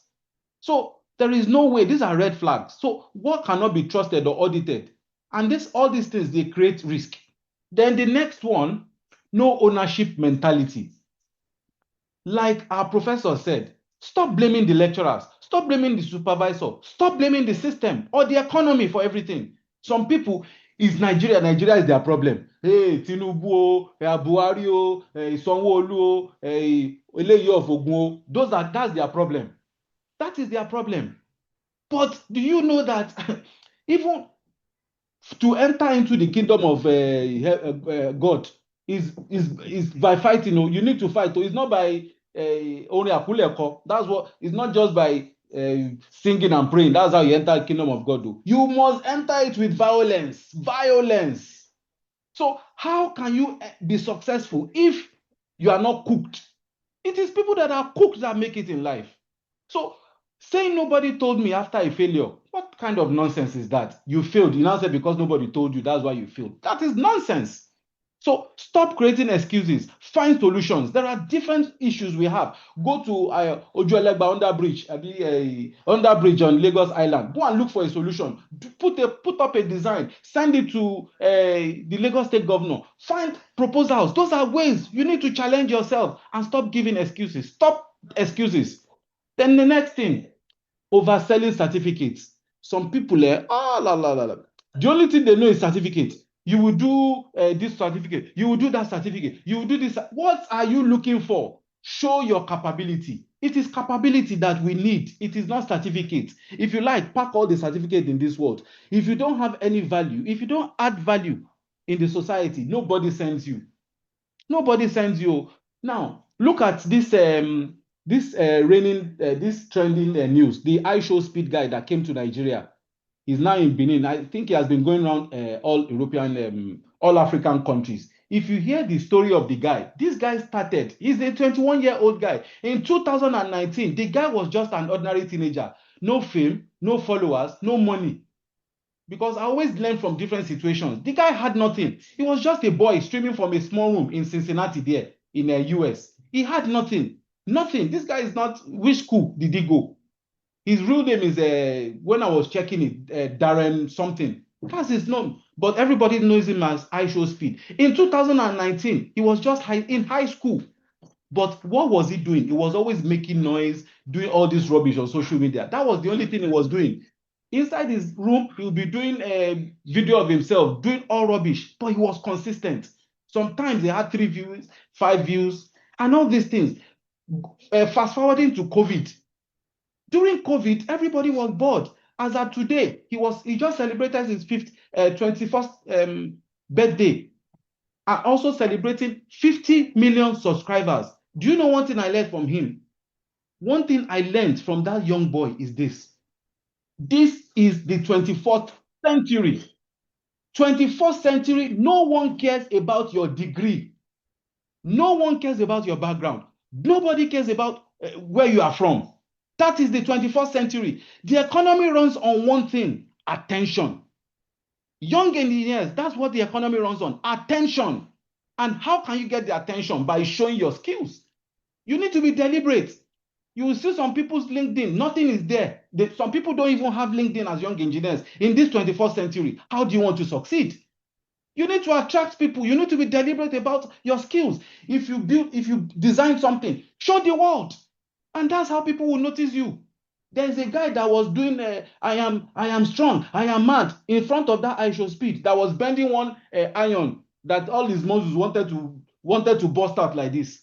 The guy has a contract. Maybe before you know it, because of that iron he was bending in front of this young guy. Everybody knows him. So you have to do a branding, personal branding. That's what they call it.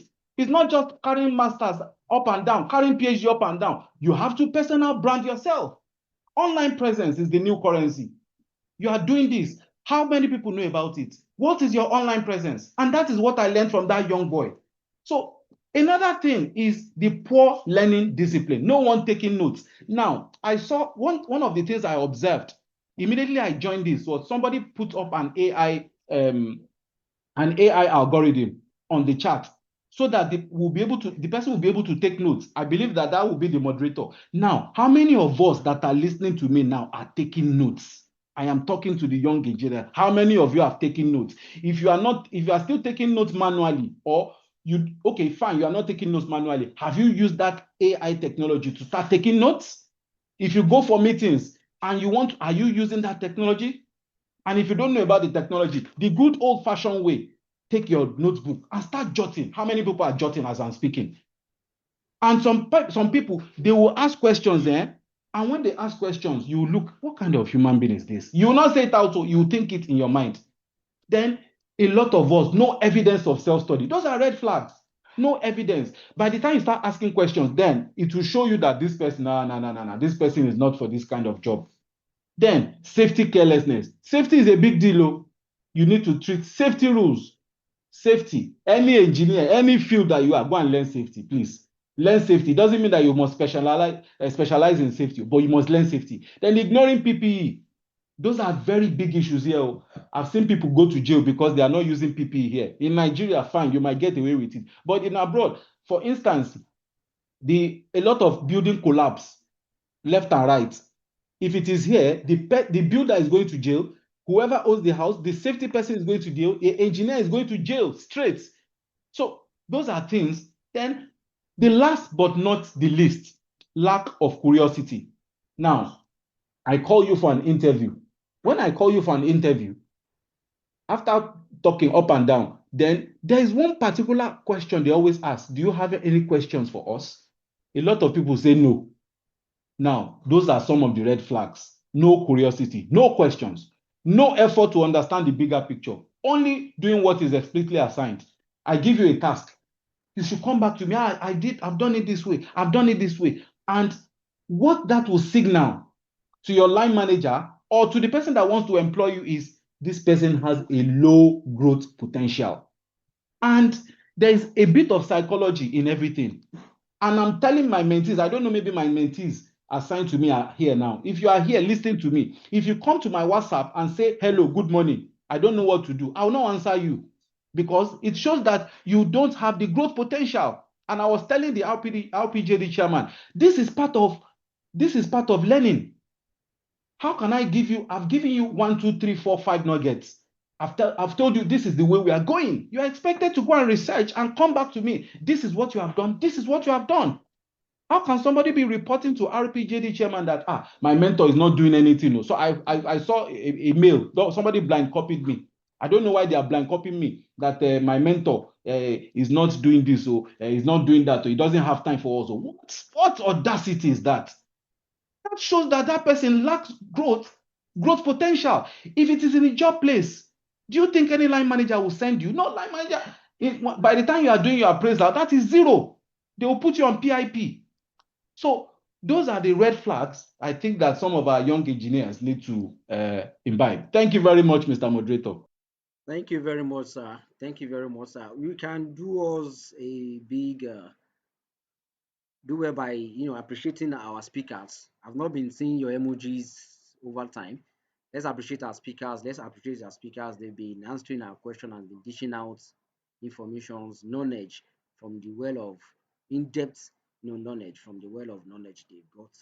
Thank you very much, sir. We really appreciate. To end this section with, I want to ask a question which will be answered by two of our professors. Please, we're still going into Q&A section, so you can prepare your questions, and when we get to the Q&A segment, you can drop your question into the chat box. But this question is going to our professors, sir. Let me start with Professor Samson Adeosun. While Engineer Idris was talking, he made mention of the red flags, and I picked 2 points. He said the students should stop, giving excuses, and they should develop a sense of ownership mentality. And sir, it's leading to the question on my mind that at what stage would you advise the students to stop blaming the university system and start taking ownership of their professional development, and give them tips to make sure that they follow through while they are developing? Thank you, sir. Thank you, Mr. Moderator. From the onset, once they come in from the 100 level, like what we are trying to do at this end, is to subject them to all this online training involving soft skill, to have people that will speak to them on the requirements for job opportunities, the way they should comport themselves, issue of not having to shift blame when there's a fault, that they should own up, to begin to think ahead, to see problem, identify problem, and then try to work on the solution. Not leaving such problem to others to handle, because we are in the habit of dodging blames, thinking that okay, Mr. A or Mr. B should do this when we could also do it and make sure that the system works.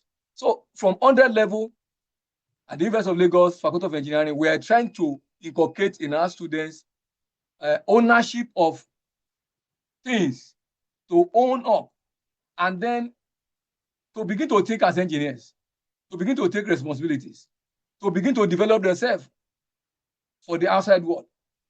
Look, in our student here, you find out that the way they dress is even way out. They come to classes anyhow. Somebody can come to class here in shorts. Somebody can come here in torn trousers. Somebody can come in, leaving the body half naked, not combing the hair. So, and these are traits that the industry will not want to accept. Our male students, they are wearing earrings, and no one is talking about all this. These are things the industry will not take. You won't see a serious student doing all these things. But these are things we've noticed, and we are trying to work against them from the 100 level. That look, people are watching you, and you are going to grow to represent us, and you must begin to do what is right now as an engineer. Dress as engineers should dress, not just anyhow. So these are some of the things that we're inculcating in them so that they will know how to take responsibilities for whatever they are doing from the 100 level. And by the time they're at 500 level, they will grow into it.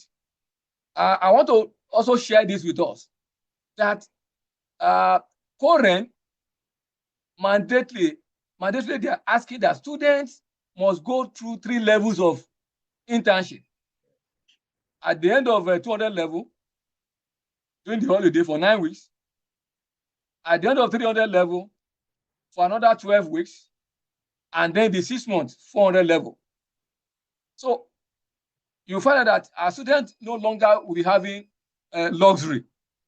And last session, we also did this in the faculty, that their normal practical work, like in Zibu now, the normal practical work they do, that they should not do it. They will do something that will benefit the faculty, like the channel gratings for channels. We provided the form and we asked them to do it, and that's what they have done for their practical, and it is there. It's what we all can see, and that we can also use it. Unlike previously, they will do some practicals, they won't see the impact. It's just for the theoretical skill. But now it will be products that are feasible and that are solving the faculty needs. So let me just pause at this time. Thank you, moderator.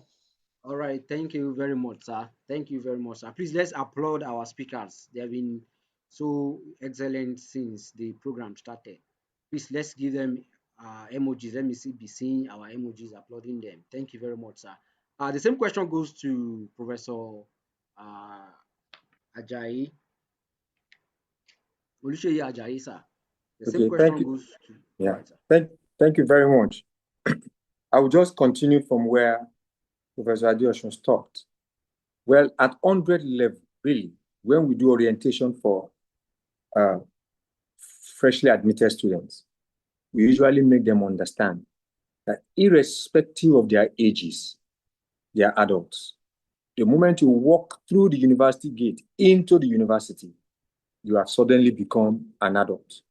When you sleep, when you wake, when you study, whether you go to class or not, even though we have an attendance policy, minimum of 75% attendance, if you don't make that, you can't write an examination. So we tell them that you are responsible for the outcome of your life. So we need to let the students know that they are responsible for the outcome of their lives. Now, secondly, grades are not enough. Grades are never enough. I have had opportunities, occasion to supervise students at their final year projects. And I discovered something. At a point in time, I had to tell some students when they came, because they are, sir, we have been assigned to you that you be our supervisor for our final year project. And I asked, what's your grade? Some of them were first class, 2-2, 2-1. And I told them, I don't care about your first class. I don't care about your 2-2. I don't care about your 2-1. Now, some of my best final year students in the past have been those on 2-2. Because you find out that I have had occasion with two first class students, when you tell them, oh, this is what you will do. Step 1, step 2, step 3. They will go. They will do step 1, step 2, step 3, and come back. Sir, I have done the step 1, step 2, step 3. What next do I do? Is it not your project? Go and think. Sir, I don't know what to do now because, okay. Now, what do you say? What do we say you want to do or we are doing? We are doing this and this. Okay, we have created this. We have created this. Now, this is what you are supposed to do. Now, think about what will happen here. He will just go do exactly what you have told him to do and return back. Says, I have done it, sir. What should I do? So, no supervisor in the industry wants that kind of an employee who you will need to spoon feed. So grades are not enough. You need to be proactive. You need to be able to see problem and develop solutions. Number two, they should not be stereotyped. Our students should begin to develop multidimensional skills, ability to multitask, not relying on the last. The engineer said he used the word. I missed that word, and I think I wrote it down. Is it micromanage? No, not micromanage. Ownership mentality. Ownership mentality, yes. No, entitlement mentality. Yes, I wrote it down. So, thank you very much. I wrote it down because he said about 12 things, and I wrote them that I missed some because I've been able to write 9. He talked about entitlement mentality.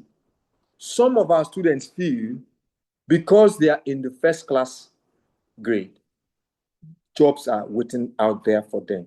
And so there is a lot of reorientation that we need to make them know that, look, industry out there don't care about your grade. Your grade will take you to the interview stage.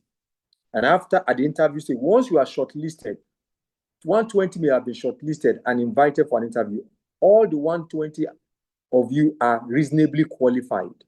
Now, something must speak at the moment of, I've attended several interviews. I've been privileged to be panel of those who are interviewing. And I've discovered that it's one thing to have a good grade. It's another thing to be able to defend the grade. And there are salient questions that will just be asked, the way you answer. I remember one guy came from Imperial College, London, and he came to want to be a lecturer with us. The way he dressed, he was wearing white, and the white was dirty. He was not on tie. He sat down and folded his arm. He started arguing with the dean, with me, and he was talking about E is equal to MC squared, and he said it depended on the M. I said, no. Energy is not proportional to that M. That M there is a constant of proportionality. It's dependent on the velocity, C. Oh, the guy kept arguing until the visa said, oh, man, stop. Stop. You don't know it, and he's trying to tell you, and I just kept laughing. And at the end, even despite the fact that I tried to even help him when he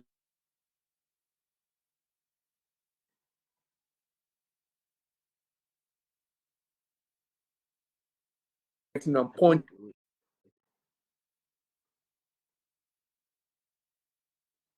I think we lost you there, sir.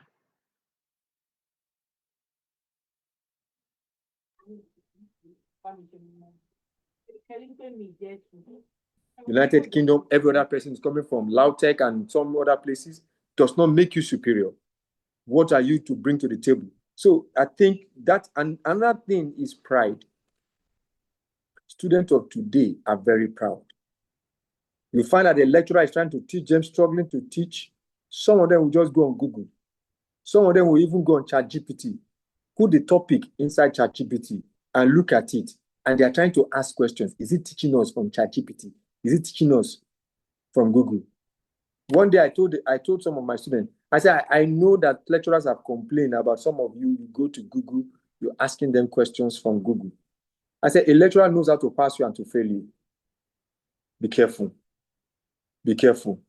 There's nobody teaching you today who has been a professor.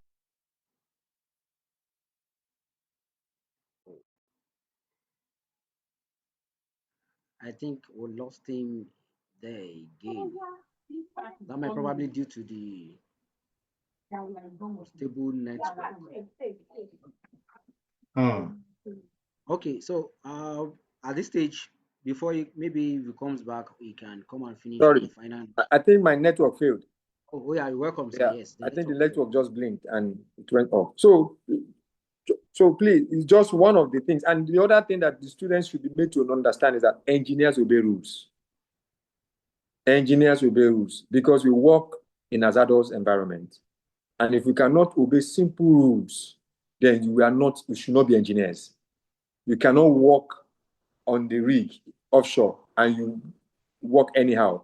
You can't work in a very hazardous environment or work around lift machine and simple put your air in your helmet. You cannot do that. You are flying your air everywhere. I'm talking about the women. And then some of you are on tie and all of that. we obey rules. So these are the things. It's just that I think based on what I'm taking home today is that we in the academia, we as lecturers, we should do more. Rather than just not, it's not enough just to teach them. We should at some point, 10 minutes or 15 minutes at certain times in the period of our semester, just talk to them. Talk to them about why they should think. Talk to them about why they should understand what goes on outside. Talk to them about what people are looking for. In the days when we were in school, these lessons are just everywhere. The way you dress, some person, before you get to the class, some person will be looking at you and talking. But today, nobody cares. Nobody cares anymore. But, in Covenant University, dress code is one key thing and all of that. So let me just stop here and just summarize that grades are not enough. We need to let them know, and that they should not be stereotyped. 2, agreeing with my previous speaker, talking about the fact that they should not have that mentality, that ownership mentality, that I don't care attitude, laissez-faire attitude should not be pride, should be something they should not have. And then lastly, they must be people that obeys rules. Thank you very much. Thank you very much, sir. Please, let's put in our hands of appreciation as we appreciate our speakers. They've really done well, and they've even spoken to us in the language we all understand. And I believe going forward, we will be adhering strictly to the instructions given. Like I earlier mentioned, they are kingmakers. They are the one making engineers who are going into the industry to perform those wonders we are seeing. They are fathers, our leaders, our teachers, our instructors, our mentors. Thank you very much, sir. In a few minutes, we're transitioning into opportunity mapping section, which will be taken by the industrial experts in form of answering like few questions before we will go fully into Q&A section. And as I earlier mentioned, if you have any question in your mind, prepare it down. You can write them down, and once you get to the Q&A section, you'll be called upon to ask your question. So in a few minutes time, okay, Engineer Bamidele Idris, sir, we are mapping into the opportunity mapping section, and this section, brings those who are looking for opportunities, the internship opportunity, work space opportunity, and the likes. And you are the industrial expert here, so we want to learn from you. So the question, number one question is, what can people do, to secure internship? What can students do to secure internship and entry-level role beyond the online applications? Speaking to what you've been telling on is about getting our hands dirty, before now. So what other things can students do or people seeking employment do, beyond the online applications? You have the floor, sir. Thank you very much, Mr. Moderator. Now, number one, Nigerian Society of Engineers, RPJD committee has been sharing jobs. In fact, I saw one like 30 minutes ago, posted online like 30 minutes ago. That is an avenue. You need to be active. RPJD also shares job. I recall when I was the RPJD committee chairman, we were sharing jobs constantly. But as we were sharing jobs, we're not really getting people to apply, or people were not really interested. So also networking. We have a lot of influential people in Nigerian Society of Engineers, a lot of influential people. When the building in the MNSE Ikeja area was commissioned, that new building, the former minister of, I think it was Engineer Rauf Aregbesola, FNSE, was there. He was there. I remember that I went to shake him and we discussed. Those are avenues you can network. As a young engineer, what does it take you to walk up to the minister during that event? And don't forget, preparedness meets opportunities. Preparedness meets opportunities. You need to be prepared at every point in time because that opportunity will come. So young engineers need to prepare at all times. So live online, like you said. There are events you need to attend. I recall when there was the ex-Akokites. They did there was a meeting of ex-Unilag students. The current governor of Lagos is an ex-Akokite. We did that meeting. I've forgotten the hotel. It's at Ikeja. The former governor of Ogun State was there. Otumba Gbenga Daniels was there. The governor of Lagos was there. Sanwo-Olu was there. A lot of industry captains were there. Now, for young engineers, those are opportunities you can meet these people and engage. This is an opportunity. This is me, or this is what I've done. You can express. You need to be confident. Also, there was something I saw. The French president, Macron, was walking out of an event and reporters were talking to him. Do you know that there was a young girl that came out?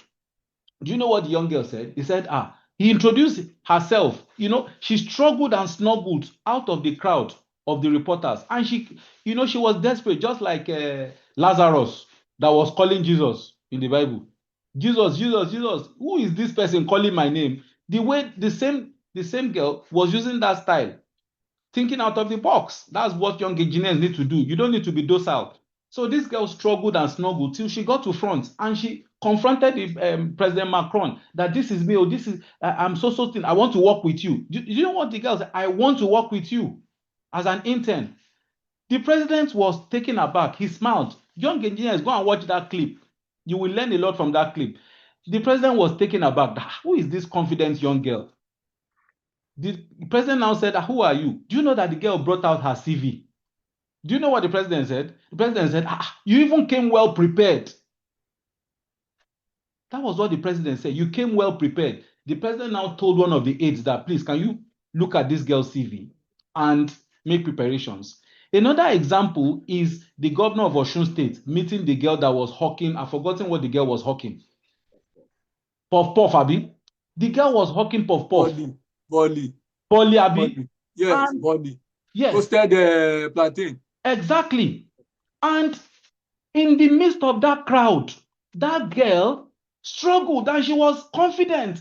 The very beautiful young girl, she didn't mind that she was selling that thing and she was confident to beat the governor. And look at the girl today. The girl is employed in the itinerary of the governor. Young engineers, not only engineers, young graduates, go and learn how to be prepared. Do not look for perfect situation. You are the one that will ensure that situation is perfect. Out of all imperfections, you can always get perfection. Please, a lot of our young graduates are docile. One mama woni, they will just be looking. It's just for them to be looking and say, wanting to spoon feed. How are you? Good afternoon. How are you? What is my business with how are you? Every day I will say, how are you in my WhatsApp. What is your business with my life? You need to come out of that docile nature. Don't be inside a box. Think, what can you do? And a lot of people do not watch what is going on around. If I ask some young people, engineers, what is going on in Venezuela? You learn from all these events. And these are how all our people that we are looking up to, this is how they made it. How did that? Go and learn about Azik. Go and learn about Taolo. Go and learn about Akintola. Go and learn about all these people, great men. How did they do it? Go and learn. It's not just to be doing social. Some people will be on social media. The only thing they'll be looking at is gossip stories. How Tonto Dike did this to this pastor. How pastor. That is not. It's not about that. You need to. Even if you look at all this, try and look at the lessons and come out of that docility. That is what I will say. Thank you very much, Mr. Moderator. Thank you very much, sir. Thank you very much, sir. You're much appreciated. The next and the final question goes to you too, Engineer Idris, and it speaks to what you earlier mentioned, that young engineers should learn how to dirty their hands, to learn things from, without taking, without discriminating or seeing the roadside artisans or those who have this in-depth knowledge as probably they are superior to them in a way or something. What are those learning that young engineers should choose to learn, so that they won't waste time, they won't waste money, even when it comes to doing certifications? What are the certifications that young engineers are prone to learn so that they won't waste money, and they will be industrial ready. Okay, thank you, Mr. Moderator. Number one, before you even think of going for anything, you need to even understand yourself as a person. All of us cannot be the same. And that is why I always tell people, have you done your SWOT analysis? I ask that question a lot. Have you done your own personal SWOT analysis? What are your strengths? Everybody has strengths. God has deposited that talent in every one of us. Ebenezer Obey was singing at that time. Meaning that do not bury your talent. Everybody in this world has a talent, and those are the strengths. So what are your strengths as a young engineer or a young graduate? We all have weaknesses also. And don't forget, the opportunities I mentioned are also there. Then the threats. The threat for the Nigerian educational system is the economy. Government not supporting. Those are the threats. So you need to itemize those as individuals. So that's the first thing. By the time you do that, your strengths are, for instance, maybe you have a laptop that they gave you. That is your strength. You have a tool. So your weakness is you don't have internet. You don't have money to subscribe for internet. Think out of the box. Your strengths are, there are some areas in Lagos that you go to, you get free internet. So you need to strategize. There are some free courses online. I've done several courses on Coursera, free, that I will get certificates. I will not pay a dime. Thank God for technology now. See, gone are the days. Thank God for the technological advancements now. There are several places. Go to MNSE Ikeja. If you don't have access, go to MNSE Ikeja. They will give you Wi-Fi, free Wi-Fi there. You will use it and learn. There are so many courses that NIMEC, for instance, Nigerian Institute of Mechanical Engineers, national president, she's doing fantastically well. I spoke with her some weeks ago. She's so many courses that NIMEC is rolling out now. Fantastic courses. Our outgoing president, Engineer Margaret Oguntala, FNSE, a lot of programs she has rolled out that are free for members. A lot. So it is you queuing into these free programs. So like I said, do your SWOT analysis, then start getting information. And the way to get information is to be involved. You can't sit down at home and expect information to come. So there are so many courses. By the time you do then another thing is this: engage somebody that knows you very well. Somebody that knows you very well will be able to analyze. For instance, you that you are phlegmatic, you say you want to do something that requires you to being solemn. So you need to understand your personality. Are you phlegmatic? Are you melancholic? Are you which type are you? Which manner of person are you? So you need to understand all those. Understand yourself as a person for you to delve into something. For instance, for people that are going to IT, there was a time I did Scrum. At the end of the day, I'm not using that Scrum certification as a Scrum Master, but I did it. But later I understood that, okay, look, this is my field. This is what I want to go for. So you need to understand those your strengths. There are some people, they can sit down on top laptop 24 hours. That is your strength. Maximize that. There are some people, they can talk. Maximize that strength. So everybody has that strength. So identify those things I said, and that would make you, it will guide you to where you're supposed to go. Thank you. Thank you very much, sir. Thank you very much, sirs, for the in-depth knowledge we've been sharing since this event started. Thank you. Please let's appreciate our speakers. They've done wonderfully well. Our word of knowledge, we've actually fetched from their well of knowledge greatly today. Let's appreciate them. Let the emoji keeps coming. Let the appreciation keeps coming. Thank you very much, sirs. We appreciate you. We are now in Q&A sections. In case you have questions, you can document your question in the chat box, or you can raise your hand. Earlier on, when the program was, the event was on, I saw two hands up, which I've actually documented, I've written down already. I have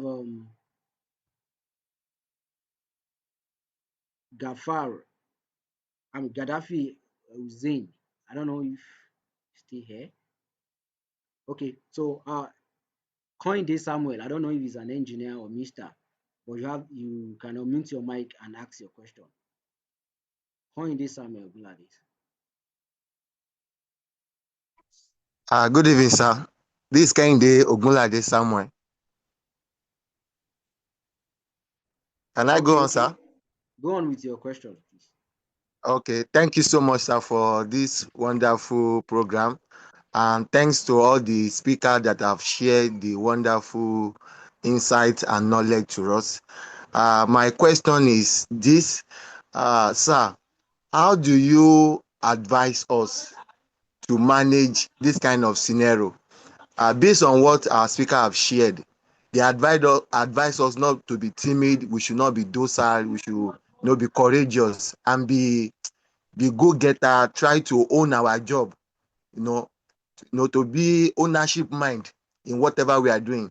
So how do we marry this kind of scenario together? Like as an African setting, when you are brave and courageous at times, a lot of people do think like maybe you are challenging authority or you are not a kind of submissive.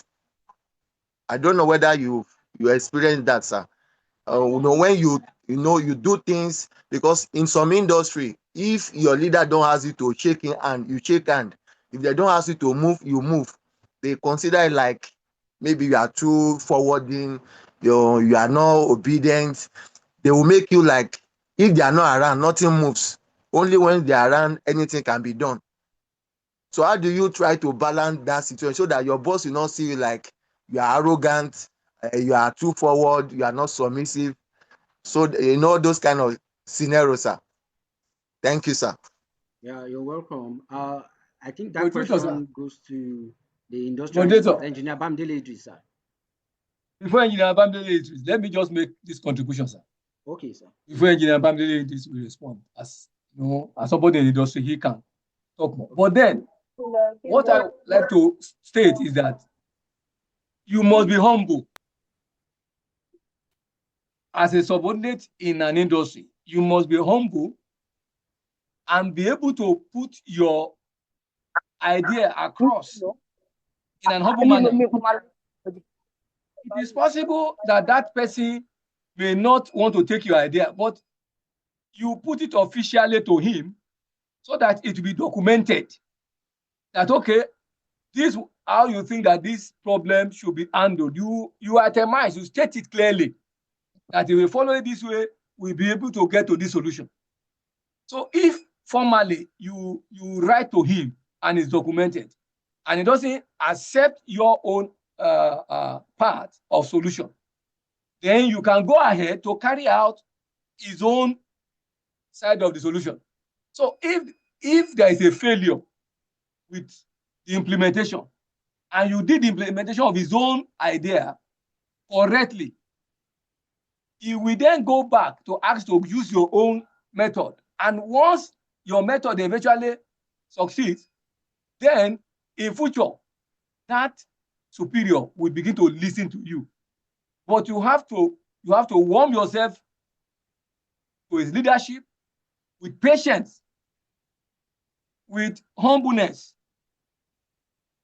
Are you getting my point now? So if you do that, within a time, you'll be recognized and you'll be given room to express yourself at any meetings where ideas are needed to solve problems. So I think Engineer Idris can go ahead. Thank you, moderator. Thank you, sir. Thank you, sir. Thank you, Professor, sir. Thank you, sir. So, yeah, thank you, moderator, for the question. Was it the moderator that asked the question? Who asked the question? Koide Ogunlano, sir. Ogunlade, sir. Kehinde Ogunlade. Engineer Kehinde Ogunlade. Thank you very much for the question. Sorry. And I see Israel Ajayi said, very nice question, because most recruiters don't want leaders, but slaves. Now, according to one popular journalist, I put it to you that you should give empirical evidence of that statement that you said that most recruiters don't want leaders, but slaves. That statement, is it factual? I don't think so, because there's no statistics to back up that data. However, what I will say is this. When you get into an organization, it's a common understanding. Employers are not looking for slaves. Not all employers. Don't let me say, not all employers are looking for slaves. However, let me say, all employers are not looking for slaves, but they are not looking for somebody loud. I've seen that. People are loud. Untested leaders on day one. What most people look for, especially line managers, or even in universities and polytechnics, they are looking for trust. Can I trust this person? In the work setting, leadership is not declared. You don't force it. You don't force it. Do you know that in meetings, I've observed from industry, when you go for your first meeting, there are some people they will be talking pra, pra, pra, pra, pra. There are some people, they will just be quiet. They are daydreaming. Their mind is not there. And there are some people, what they are doing is they are taking notes, understanding. Your first month in an organization, nobody knows whether you are a leader.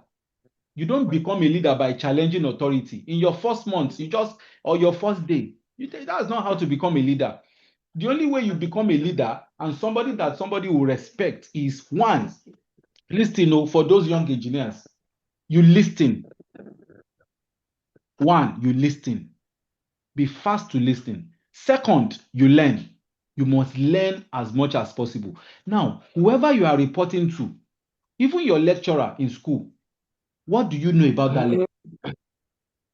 What do you know about that lecturer? Have you asked people in higher levels, what does this lecturer like?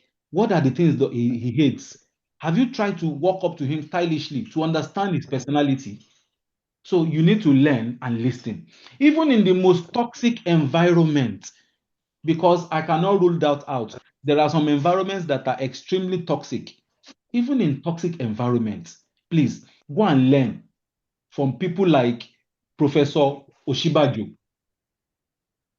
Go and learn what Professor Osinbajo did when he was the vice president to Buhari. Do you remember what Buhari said about Professor Osinbajo? He said, I have never seen somebody as loyal as this, despite their differences. Buhari was a general. Professor Osinbajo is a professor of law. Hello, who is that? Okay. Somebody is talking. Is somebody asking me a question? No. I think No. You can go on, sir. Please kindly Okay. mute your mic if you are not asking question or you are not asked to speak. So go on. I remember what President Buhari said then. He said, this is my trusted person. What did Professor Osinbajo do? Professor Osinbajo was calm. He was understanding the situation first, despite the fact that he was just new in politics. So you need to listen, you need to learn. Then also, you need to deliver consistently in that little period that you have joined the organization, or maybe you are just entering a new level. You need to deliver consistently. What do I mean by deliver consistently? The little that you have been given, are you diligent? And that's what the Holy Scripture says, that see a man diligent in his works. He will not stand before men. He will stand before kings. If you are not diligent, you cannot stand before kings. You can't. It is from little things that people will know how charged you are, how diligent you are. And can you be trusted with responsibility? Do you know that there are some lecturers, they will just tell you to do something, not because they want you to do it, but because they want to know your personality and if you can be trusted. When I remember when I was in Unilag that time, late Professor Akindele would tell us to do something. Sometimes I will see somebody that the person will go and meet Professor Akindele outside after the lecture. Sir, this. We don't know that the guy was using style to get close to the man. He was tapping knowledge from Professor Akindele then. I remember Professor Esozobo. He was doctor then. They will meet him when he taught us materials. Somebody will go and meet him. Sir, this, that. And you see that later they will be getting close. The person is getting close stylishly to understand his personality. And at the end of the day, who do you think will be favored more? This is life. There's no place that there's no politics. Even in the kingdom of God, there's politics. Politics is everywhere. You need to learn how to do it. In workplace, there's politics. In university, there's politics. Everywhere, even in family, your immediate family, there's politics. So you don't listen, you don't learn, you don't deliver consistently. So why would they not treat you in a bad way? So that's the angle I'm going to look at it from. So confidence is not being arrogant. So when I say that don't be docile, I don't mean you should be arrogant. That's not what I said. And humility is not weakness. So arrogance, like I said, is talking big without understanding the system. Some people talk, and when they open their mouth, out of the mouth is, you know, the abundance of the heart. When you talk, you need to talk with confidence. You need to talk with facts. You need to talk with data. So there's a difference. So confidence, please, I want you to write this thing down. I noted it here. Confidence is understanding the system first, then contributing intelligently. Confidence is understanding the system first, then contributing intelligently. Arrogance is talking big without understanding the system. Thank you very much, Mr. Moderator. Thank you very much, sir. Thank you very much, sir. Please, let's give a round of applause for our speakers. They've been actually doing well. I can see the presence of the immediate past chairman, MNSE Ikeja branch, Engineer Femi John Ogundoto FNSE, and his hand was being raised earlier. I don't know if he has a question. Engineer Femi John Adeosun, sir. Is he still on the call? Yes, thank you very much. Can you hear me? Yeah, loud and clear, sir. Let me thank all our moderator, Engineer Idris, Bamidele, Professor Samson, and Professor Oluseyi. Thank you very much for advising us, for preaching to us deeply, or teaching on the mountain according to the word of our Lord. We really appreciate you, because all what you have given to us, they are practical and practicable idea that we can make use of. So the only addition that I just want to add is that they have talked in different form. Our young engineers to understand that they should go for experience first. Don't run or rush for money. Rush for experience, where you can garner the experience. I think Engineer Bamidele has emphasized that directly. Go for experience. If you get experience, money will run after you.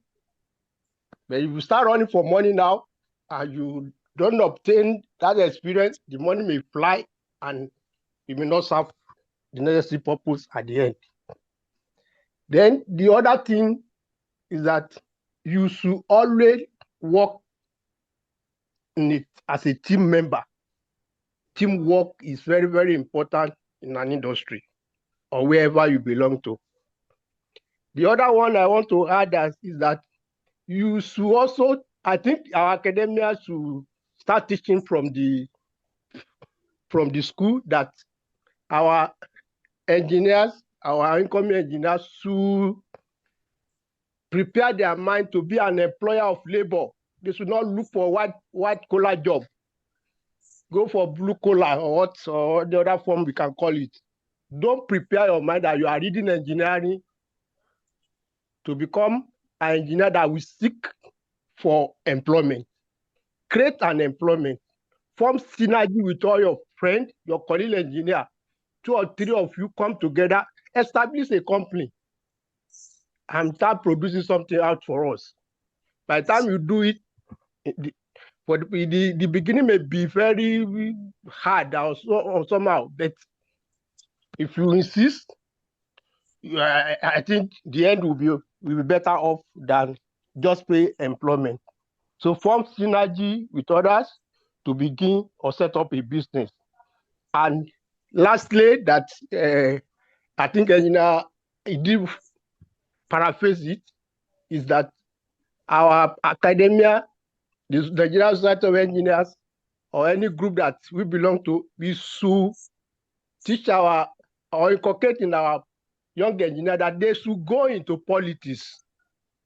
Go into politics. So, because that is the determinant of the economy. That is, if you don't go, what you're supposed to do to influence in the economy, the other people in the other trade will do it, and they will rule over us. If state refuse to go into, state refuse to, the sinner will do. I don't listen to this and see. I cannot. Hello. If the saint refuse to go into politics, the sinner will go and rule over the saint. Learn to go into politics, learn to be an employer of labor, go for experience in whatever you are doing, and form synergy with others. That is my contribution. And take home. Thank you very much, sir. Thank you. Thank you very much, sir, Engineer Femi John Ogun FNSE. Thank you for the contribution. I can see Samuel Uriel as an up, but our time, we've actually exhausted our time. Please, if you have any question, you can drop it in the Mentee Mentors group. Your question will be answered or be forwarded to you there. Please, because of our time, we don't want to put our speakers on hold here for so long. They've actually tried since the beginning of the event. And I have to give it to Professor Samson. He was the first person to join the call, after which I was on the call. So thank you very much, everybody, for this.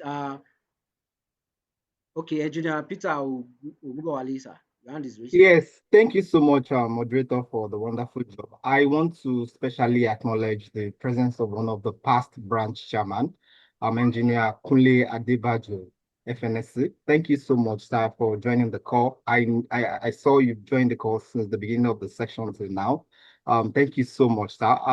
After the presentation of certificates to our speakers, I would like to call you for a good remark.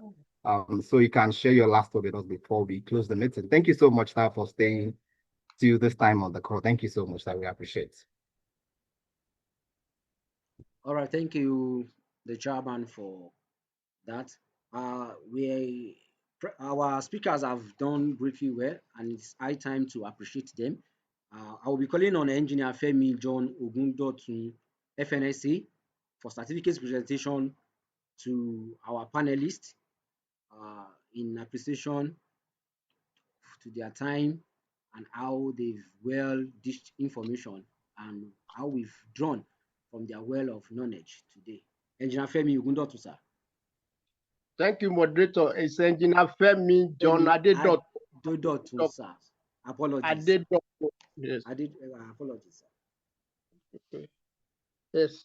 Thank you. Let me call for Professor Samson Adeosun for the certificate of appreciation from RPGD and the entire Nigerian Society of Engineers Ikeja branch for the wonderful work that you have done to us today in recognition of your valuable contribution as a panelist, speaker at the International Day of Education commemorative program organized by Resource Portal and Job Desk Committee of the Nigerian Society of Engineers Ikeja branch. So on behalf of all of us, on behalf of our chairman, Engineer Nimot Muili, FNSE, and the entire members and elders of the branch, we appreciate your your wealth of experience you have delivered to us today.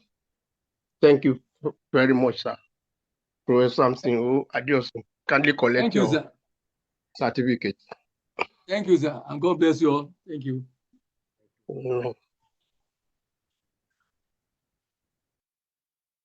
Technical team.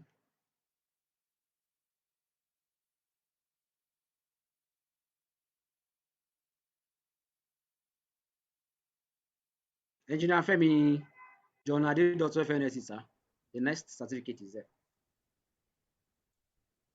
Okay, this Professor Oluseyi Ajayi, our dean, yes, our dean faculty of engineering.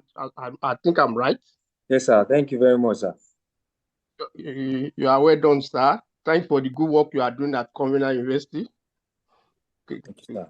So, on behalf of the RPGD committee and the entire members of Nigerian Society of Engineers Ikeja branch, we appreciate you and we present this certificate to you in recognition of your valuable contribution as a panelist, speaker at the International Day of Education commemorative program organized by the Resource Portal and Job Desk Committee of the Nigerian Society of Engineers Ikeja branch. So, on behalf of my chairman and the entire RPGD committee, the elders of the branch, and entire member, I present this certificate to you today as an appreciation certificate for the goodwill and wealth of experience you have given unto us for the past 2-3 hours. Thank you, sir. So please come forward to receive your certificate of appreciation, sir. Thank you very much, sir. Certificate well received, and I appreciate you for the invite.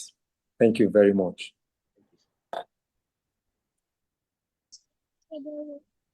Next certificate, technical team.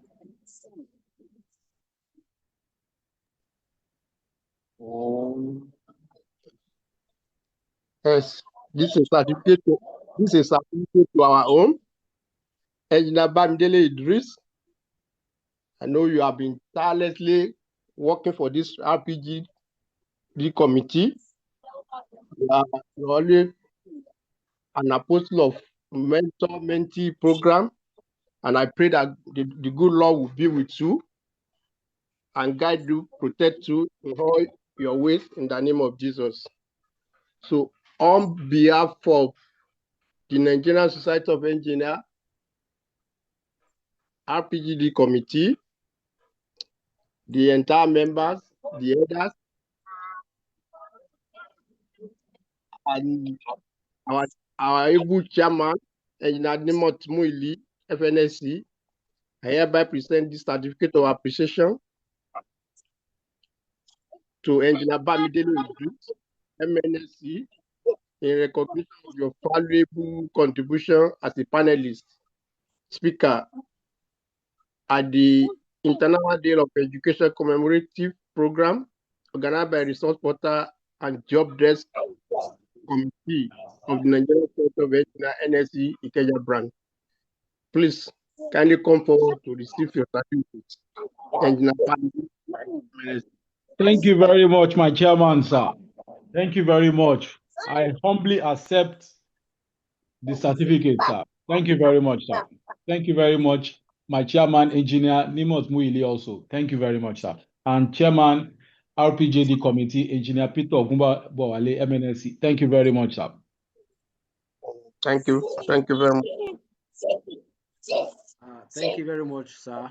We really appreciate your time and effort. Thank you. Now I'm calling on the RPJD committee chair, Engineer Peter Ogumbowale, MNSE, for next step and participation pathways. Engineer Peter, you have the floor. Engineer Peter, sir. Thank you so very much.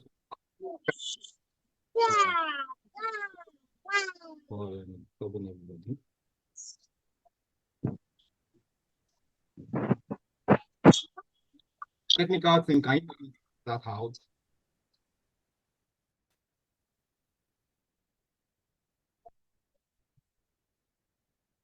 All right. Thank you so much for joining this call. And I want to appreciate our section daily Idris. Thank you so much for such a honest and insightful contribution today. At this point, I want to take a few minutes to address a very important question. What happened after today? We need to know what should happen after today. Because if this section ends with applause but no action, then we have failed the very reason why we had this conversation in the first place. Let me quickly let us know the resource portal and job desk committee exists for one reason, to ensure that conversation like this translates into opportunities, preparation, and progress. RPJD is not a talk shop. It's a practical bridge between education and employability. Through RPJD, just in case many people don't know what RPJD does, participants can access structured mentorship and career guidance. You hear Engineer Bamidele speak about his mentee. There's currently a mentorship scheme that we run. We run it every year, 6 months. They started November last year, November 22 last year. They'll be graduating May this year, 2026, for 6 months. It's a structured program, not just structured. It's a program that mentors and mentees, they have their section for every month. Apart from that, we also have other things that we use to complement that mentorship scheme for them. We make programs like this compulsory for them. We also have a monthly capacity building section that is tailored specifically for the people in that program. We have 85 mentees in the program currently, and they will tell you that they've been impacted. Apart from that as well, we also have an excursion plan for them where we take them to industry for them to have industrial exposure, and they can be fully equipped and prepared for the future they so desire. And this is one of the things that RPJD committee does. We also provide job opportunities. Engineer Bamidele told you that just a few minutes before he started this conversation that he saw our job advert. Visit our portal, erp.nsckjabranch.org.ng. Please, if you don't visit that portal, you are missing. There's a lot of opportunities that we throw out there to engineers, both the young and the experienced engineers. Every now and then, we have partners that partners directly with NSE Ikeja branch that they tell us that they need talent, and we help in recruiting talent and providing talents to such organizations directly from us. Recently, we have 4 young engineers got jobs with CFI graduate training program, and we have a lot of them like that. There's internship opportunity for those that are looking for IT placements. We have such opportunity, that NSE Ikeja branch, we have a lot of partners, that just come to us and say, oh, we need a number of IT students. Can we have 4 in this location? Can we have 10 in this place? And then we have experience role as well, 10 years, 11 years. We get such offer from partners because they are looking for talent. So please visit our website consistently. You always get such opportunities there. And I also encourage you, just in case you are not on NSE Ikeja branch platform, please do reach out to me. I think I've dropped my number on the chat. It's very important because we throw some of this opportunity on the group because we try as much as possible to prioritize our members. So if you are not part of us, our members get first-hand information as to our opportunities. That's what I'm just saying, basically. So we ensure that people they have offers and they have what they have in internship opportunity, jobs, role. We give that to people, and we also provide curated learning, just like we just finished technical report writing, how to write technical report writing program just last 2 Saturdays. It was a very nice experience. We taught people how to write a good report. And I know those are some of the skills that some of the engineers need, for them to be successful in their various roles. And then there's also continuous professional development programs that we also, put out there, just like this that you attend. I'm sure you've been blessed by many thoughts that some of the panelists have shared with us today. These are little among so many opportunities that we offer from RPJD committee. And if you're a student, RPJD helps you to understand what to prepare for early. And if you're a graduate, RPJD helps you to reposition intelligently. And if you are a early career engineer, RPJD helps you correct, helps you grow. Yes, that's what we do. Participation is not automatic. It requires intentional engagements. We encourage you to please follow our PGD programs. Every now and then we'll be sharing with you, some of these programs very soon. Our by February 2021, is it 2020? February 20, then February 21, we are having a civic clinic, and then we also have another section where we bring another speaker as well to share with us everything that the industry requires. So please follow us, follow our programs. We'll be putting them on the NSE Ikeja branch, LinkedIn page as well. So please ensure that you consistently follow, just in case you're an outsider. You'll be seeing many of the things that's going on in the branch through those platforms. And I do encourage you, please try and be part of us. It's not something you're gonna regret. There's also an opportunity for networking in the branch. Opportunity matters a lot. You need to know people. You need to know people that matters, that can help you and open doors for you. Please, I want to also encourage both our mentors and our mentees to please respond to our engagement form, monthly engagement form. And I also want to inform you that tomorrow we'll be having an in-house meeting with all our mentors in the house to address some of the gaps in the mentorship program. And please, our mentors on the call, we'll be expecting you on that call tomorrow by 5:30 p.m. And I also want to encourage all the participants on the call to please participate in a section like this. You'll be blessed. You will definitely be blessed, I can tell you. Apply what you learn, not just collect information. Most importantly, do not wait until you graduate or until you lose a job before taking your career very seriously. The earlier you engage, the better your outcome. Thank you, and we look forward to seeing many of you beyond today. Thank you so very much. Moderator, over to you. Thank you so much. Thank you very much, sir, Mr. Chairman. I'm calling on Oyeniyi Oyekunle Ebenezer for the vote of thanks. And as Oyeniyi Oyekunle is taking the vote of thanks, it's our photo section. Please let everybody, I'm imploring everybody to put up their camera.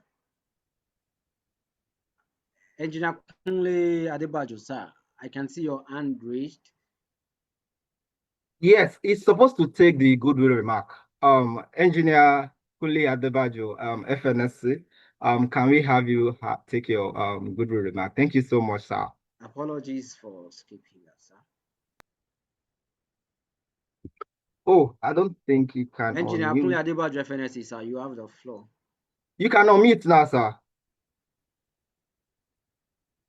Okay, that's better. Good evening, everyone. Yes, I think you had mentioned I would say something, and I think in the fact that we've been at this for 3 hours, I can quite understand that you forgot. And I will not hold us more than another few seconds because so much has been said today, and I think it's been very, very useful. Personally, I thought it was going to be like an a half session.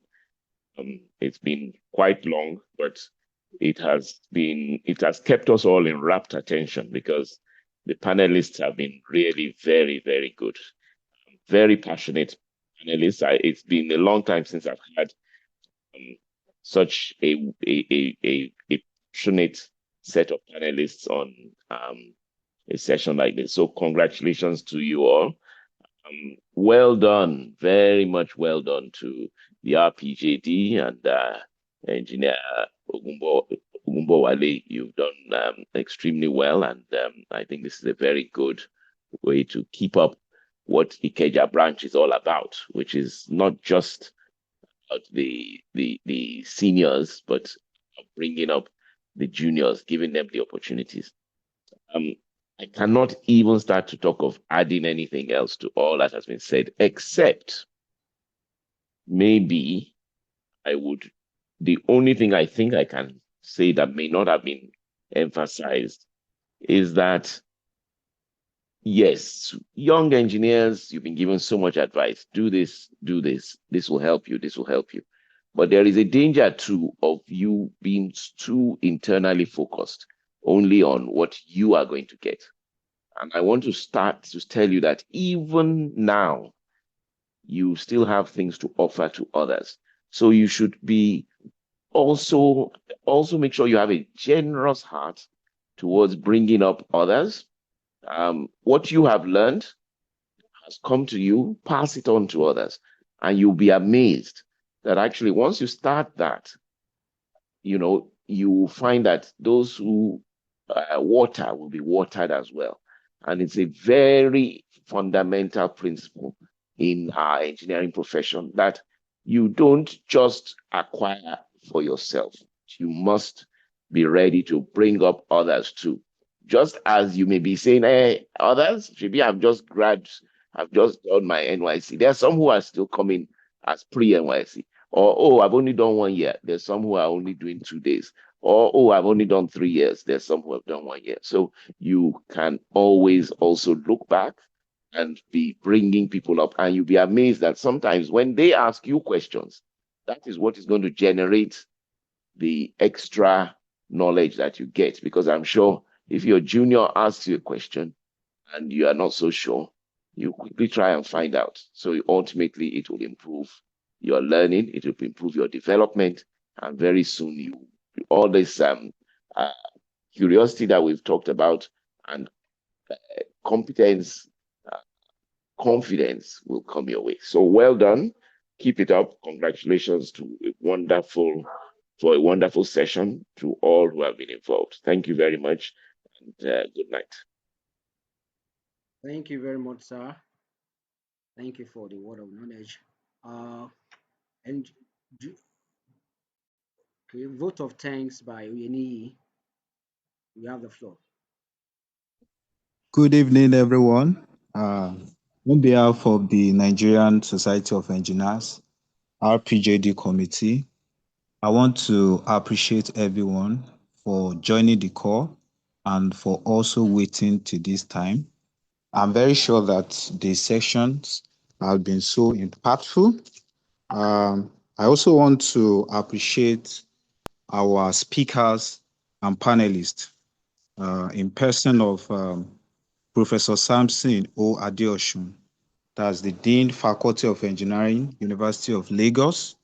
Also, I want to appreciate Professor Oluseyi O. Ajayi, the Dean, College of Engineering, Covenant University. I also want to appreciate the advisor, senior industry leader. We also want to appreciate our chief host, that's the chairman, NSE Ikeja Brand, in person of Engineer Nimot Muili, MSc, FNSC, and our able chairman, the RPJD committee, in person of Engineer Peter Ogunbowale, MNSC.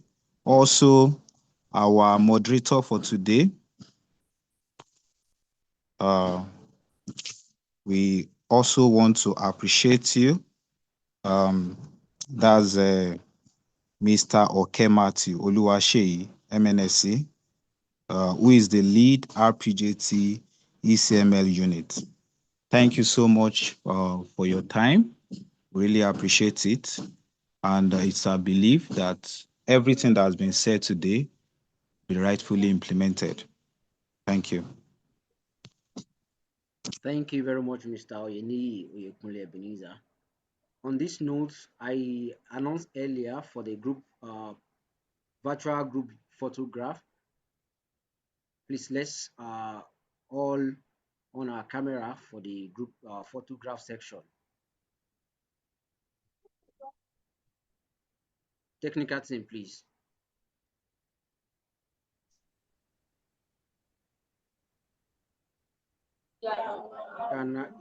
You can hold your camera for the group section as we bring the event to an end.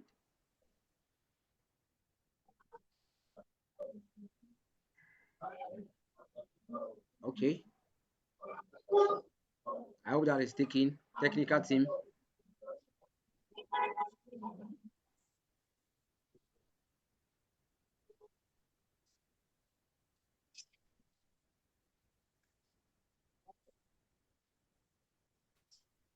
Technical team, I hope that is taken. Okay, so let me call on Engineer Peter Ogumbo, PGD committee, for the closing remark and official close of this event. Engineer Peter, you have the floor, sir. All right, thank you very much. As we bring this program to a close, I want to sincerely thank everyone who has contributed to its success. Our distinguished panelists, Professor Samson Adeosun, Dean Faculty of Engineering, University of Lagos, Professor Oluseyi Ajayi, Dean Thank you for College of having Engineering. me around. Yes, sir. Thank you so much for coming, and thank you so much for joining the call. Thank you so much. Professor Oluseyi Ajayi, Dean College of Engineering, Covenant University, and Engineer Bamidele Thank you Idris, very much. MNSE, the former RPJD chairman. Thank you so much for all your wonderful contribution and everything you've said on this call this month. There's a lot that I jot down myself. In fact, I'll need to go and watch this recording because I couldn't catch up with many of those things. Thank you so much. The section is so lovely. For us to stay these 3 hours, honestly, it's not easy, but I kept following that. As Professor Oluseyi is bringing his own, Engineer Bamidele will drop, and Professor Samson too will. God, thank you so much, sir, for that lovely section. And I want to appreciate our chief host, Engineer Nimot Mwili, FNSCP MP, our moderator Oluseyi. Okay, thank you so much. The RPJD team entirely, the technical team, and every participant will stay engaged throughout the session. Today's discussion made one thing very clear: engineering education is important, but employability is intentional. They've said around this. The gap between the classroom and the workplace is not closed by accident. They've given us a lot of points on how to bridge this gap. So I believe that what you do with the insight you've had today matters a lot, and it will determine, your next level going forward. On behalf of the NSC Ikeja branch and the RPJD committee, I want to sincerely thank you for your time, attention, and participation. I also want to appreciate all the elders, the past branch chairman that joined the call. Thank you so much, sir, for joining this call. We look forward to seeing you again, both the participants, the mentors, and our past branch chairman, and the elders on this call and the distribution engineer in our future programs and professional engagements. With that, I formally declare this program closed. Thank you all, and do have a pleasant evening. Thank you so much.